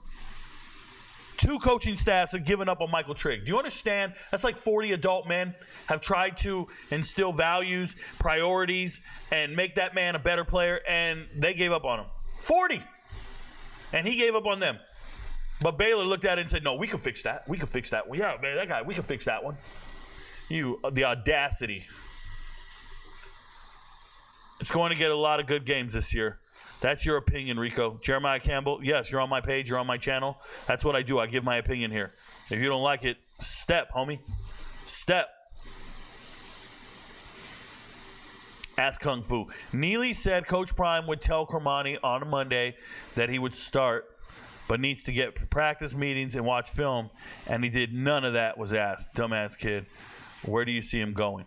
I see him going to UCF or South Florida. UCF's been notorious for signing players that I do not agree with. They've been doing it all off season. They're just desperately signing players that had high recruiting rankings. They did it with Xavier Carter. He just left the UNLV, LSU former 4-star. They'll just sign a guy. Well, how many stars you have? Hey, we'll take you, bro. How many stars you have? We'll take you. Yeah, it's just bad. White, I see you're one of those. Almost don't count as a win. You must believe that everyone gets a gold star for participation. Oh, you're talking about Zahir White. I'll let you guys keep arguing. Explain how they are ran like a trap house when you drop that quote for clicks. Jeremiah Campbell. I don't want your clicks, bro. You seem like you're not down with the channel. What the fuck you doing here? Jeremiah Campbell, I don't want anybody in here who doesn't really rock with me. If you don't like my content or don't like me, go, bro. I'm not here for the fucking amusement. I'm not here for the clicks. Bro, I never understood that, man. If I didn't like somebody, I ain't rocking with them. I ain't even there to critique them. If I don't like your shit, I don't watch it. So if you don't like what I'm doing, why the fuck you watching me? Also, Rico, how do you feel about Robert Livingston, the new defensive coordinator at Colorado? Go watch the film I posted on him when he first got hired. That's how I feel about him. You'll find it. Watch the Colorado playlist. Go back and look for it. He got hired a couple months ago. You can scroll back and find it.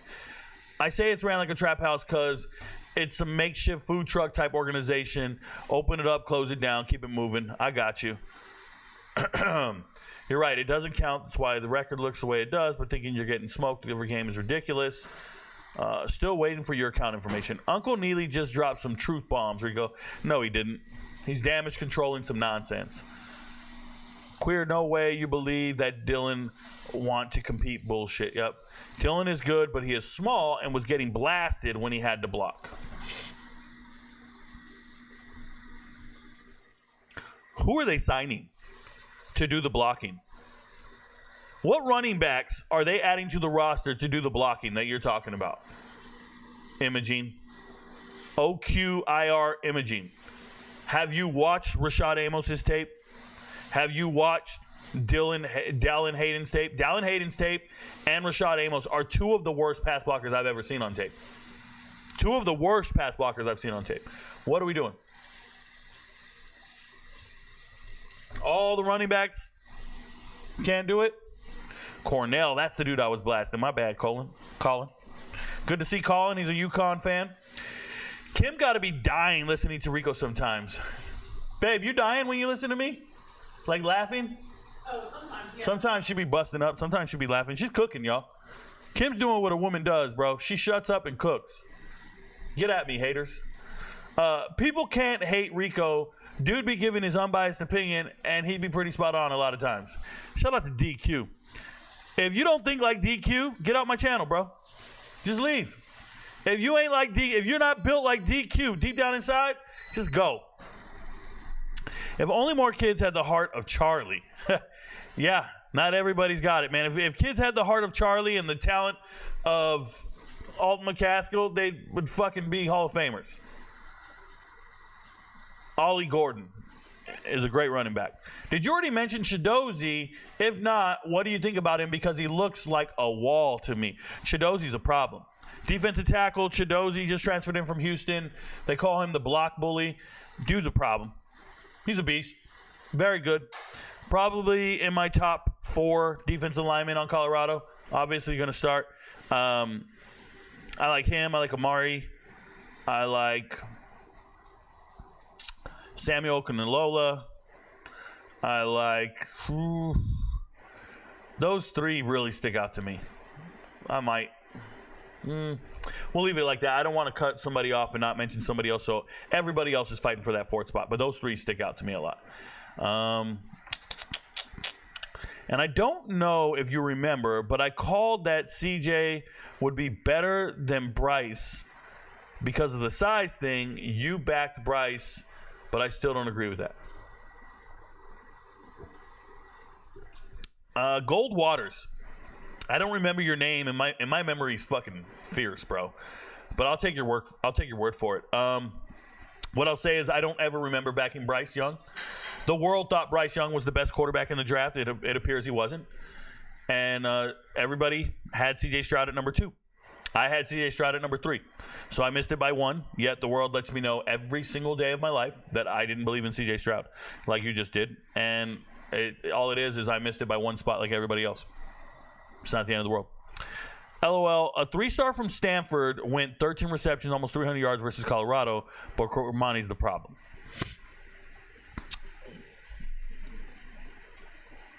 Double him, jam him. I already told you guys, I think Travis Hunter's a better wide receiver than he is a corner. They lost Adam Hopkins, Cormani, Dylan Edwards, Alt McCaskill, Savion Wilkerson, Chaz Wallace, and more, all within a week. Yeah, don't forget the long snapper, bro. Yeah, they lost a lot. With both disparaging commitments. Let me tell you something. One name that's not there that you didn't list is the hyphenated kid. Okay, he's actually better than a lot of these guys. He's going to be somebody. You'll see. Looks like a sinking ship, a shipping sink. A sinking ship. For sure, for sure. Doesn't matter if the Colorado ship is sinking as long as rappers are there on the sideline and the DJ's in the weight room. Not locker room, weight room. Travis Hunter's all right, but let's be honest. The boy getting dogged in one-on-ones. He's just the zone corner. I believe so. Real smart, but not a physical player. So I think he lacks top-end speed. He's never had a 40 timed anywhere. He got anointed as the best player in the country and all this stuff, but he's never had a verified 40. No laser anywhere. I know he's slow. Like, I've seen him in real life. I went to his high school games. I do not think Travis Hunter is a burner. I've got him on tape while at Jackson State getting just beat and not being able to catch up. If you get one step on Travis Hunter, he can't catch up. That's bad for man coverage. That's bad for closing speed. Is he a great zone corner? Sure. I think he's a better wide receiver than all of that. He just doesn't run his routes right. He just kind of has that gift. Like, he's got separation at the top of his route. He makes cuts at top speed. So he's got fast twitch on him, and he's got a little something extra. It's kind of like when you play basketball against somebody and they just have that ability to cross you over and drive to the basket. And you're there with them. But they just get that extra little bit so they can always get the layup off. That's what he's got. He's got that little gift. That's it. I don't think he should be the top pick in the draft. I think Travis Hunter's a 3rd-round pick, man. That's me. I think he's a 3rd-round pick. I think he's a good player. 3rd-round pick, bro. I'm letting you know. He does not have top-end speed. There are players out there that can cook him all day, and he excels well in the zone. I think he's a 3rd-round pick. Sure, he'll be the 1st overall pick. Sure, somebody will draft him in the 1st round, blah, blah, blah, blah, blah. But I already said what I said. I think he's a wide receiver. Rico doesn't hold his tongue for no program. Great content. Thank you so much, Miguel. I appreciate you. 3-star Stanford wide receiver caught the game-winning touchdown over Travis Hunter. Mossed him. Rico knows ball. Thank you, Connor. I appreciate you. Rico, thank you for sharing your talents with the world. You are appreciated. Shout out to you. Garrett Green for Heisman. Yeah, they got to win a lot of games for Garrett Green to win the Heisman, but I believe that Garrett Green's going to have a great year. I like Garrett Green as a player. He means a lot. I like his skill set. That's the West Virginia quarterback. He actually rushed for more yards than a lot of running backs. Garrett Green rushed for over 900 yards. Like, he's really good. So, or around 900 yards. That's a great player. If he goes to Baltimore, like, defense, that would be better for him, not going to lie. Do you like the Elko for Texas A&M? Oh, yeah. Definitely Trey Doolin. I think Elko's a really good coach. I predicted he would get hired by Texas A&M a year before it happened.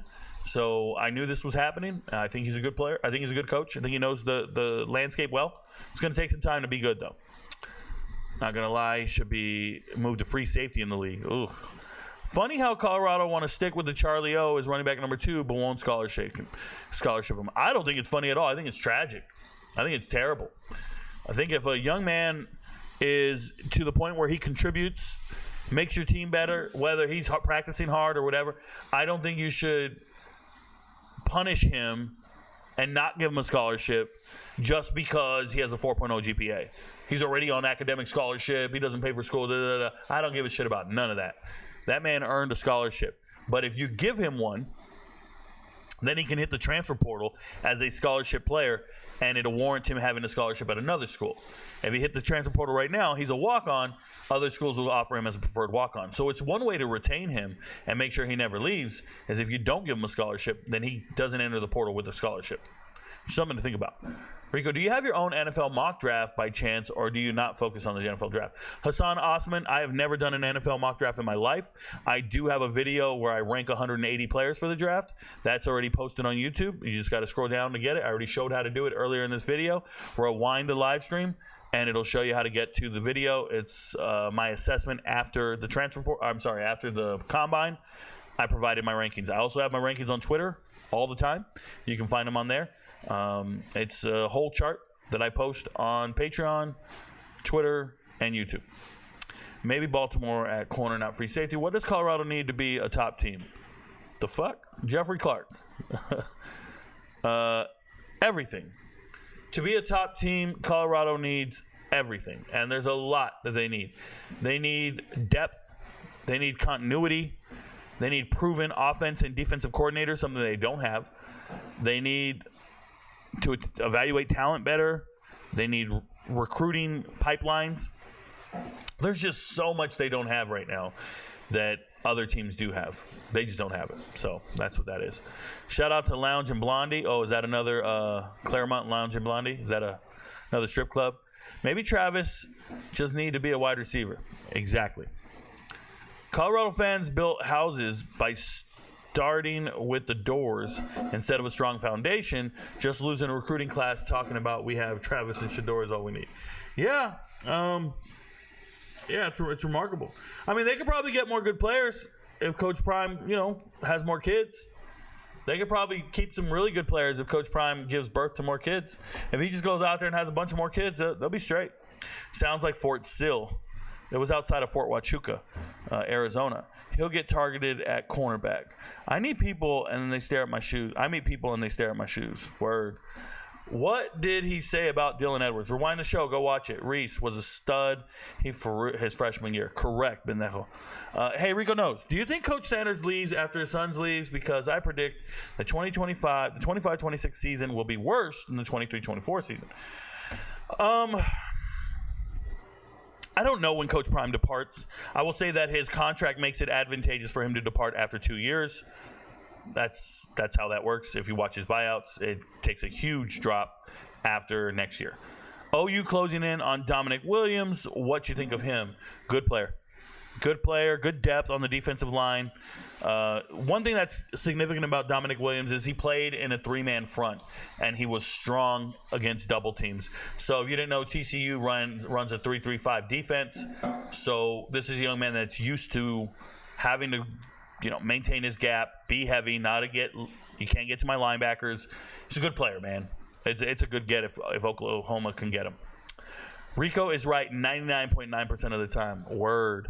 UNC transfer portal grade. Well, I don't really give grades. I give an impact rating. Tyler Giles, I'm a little different, and I have yet to assess each team's transfer portal grade or ranking. I will not do that until the transfer portal closes and they sign more players, probably around June timeframe. So I'll be able to answer your question then. Third round pick as a corner and wide receiver for Travis. Yeah, I think as a wide receiver. Need to know what Rico thought about Drake's diss. The last Drake diss track I listened to was Duppy, and I loved it. I don't know anything about a new Drake diss. I know about Chris Brown's diss, and it was solid, right? But that's about it. Rico, please break down why Dylan Edwards transfer. It doesn't make sense. I believe I already talked about it earlier in the show. Rewind the show, go back and watch it. What's my assessment of Devonta Davis? I've never watched that man do anything. Voice of reason, great live. Thank you so much, Albert Williams. I appreciate you, man. Thank you for the support. I always try my best. Needs depth, an actual system to buy in. Quit all the social media gimmicks. 100%. Watch. Dylan Edwards left Colorado because he wants all the carries, plain and simple. Oh, I don't think that's plain and simple at all. I think you're really wrong, Clayton Brody. And you'll know that when you see what school he selects where he's transferring. He will not be getting all the carries where he transfers to, so that narrative is out the window right away. It is not about getting all the carries. Nope. He's going to go to K-State and share time with Giddens. He may blame his health. He is for the kids, period. Yes. Hey, Rico, have you made any videos about your feelings on conference realignment and the expanded college football playoff? Probably, Mr. Mike and Ike. I don't really care. We just adjust to the new environment and the new thing. I don't really care. It happens all the time. You just keep adjusting. For his kids, Deion only showcasing Shador, Arm, not any running backs. Jalen Berger in the portal, word. Rico got to listen to Push-Ups by Drake. Okay, I'll get to it. Why go to a team that doesn't run the ball? Because scholarships are scholarships, man. If Prime leaves, I don't know how any player would want to play for a coach who consistently leaves after 2 seasons. Lauren, you'd be surprised, bro. My Michigan Wolverines need a quarterback. Any suggestions?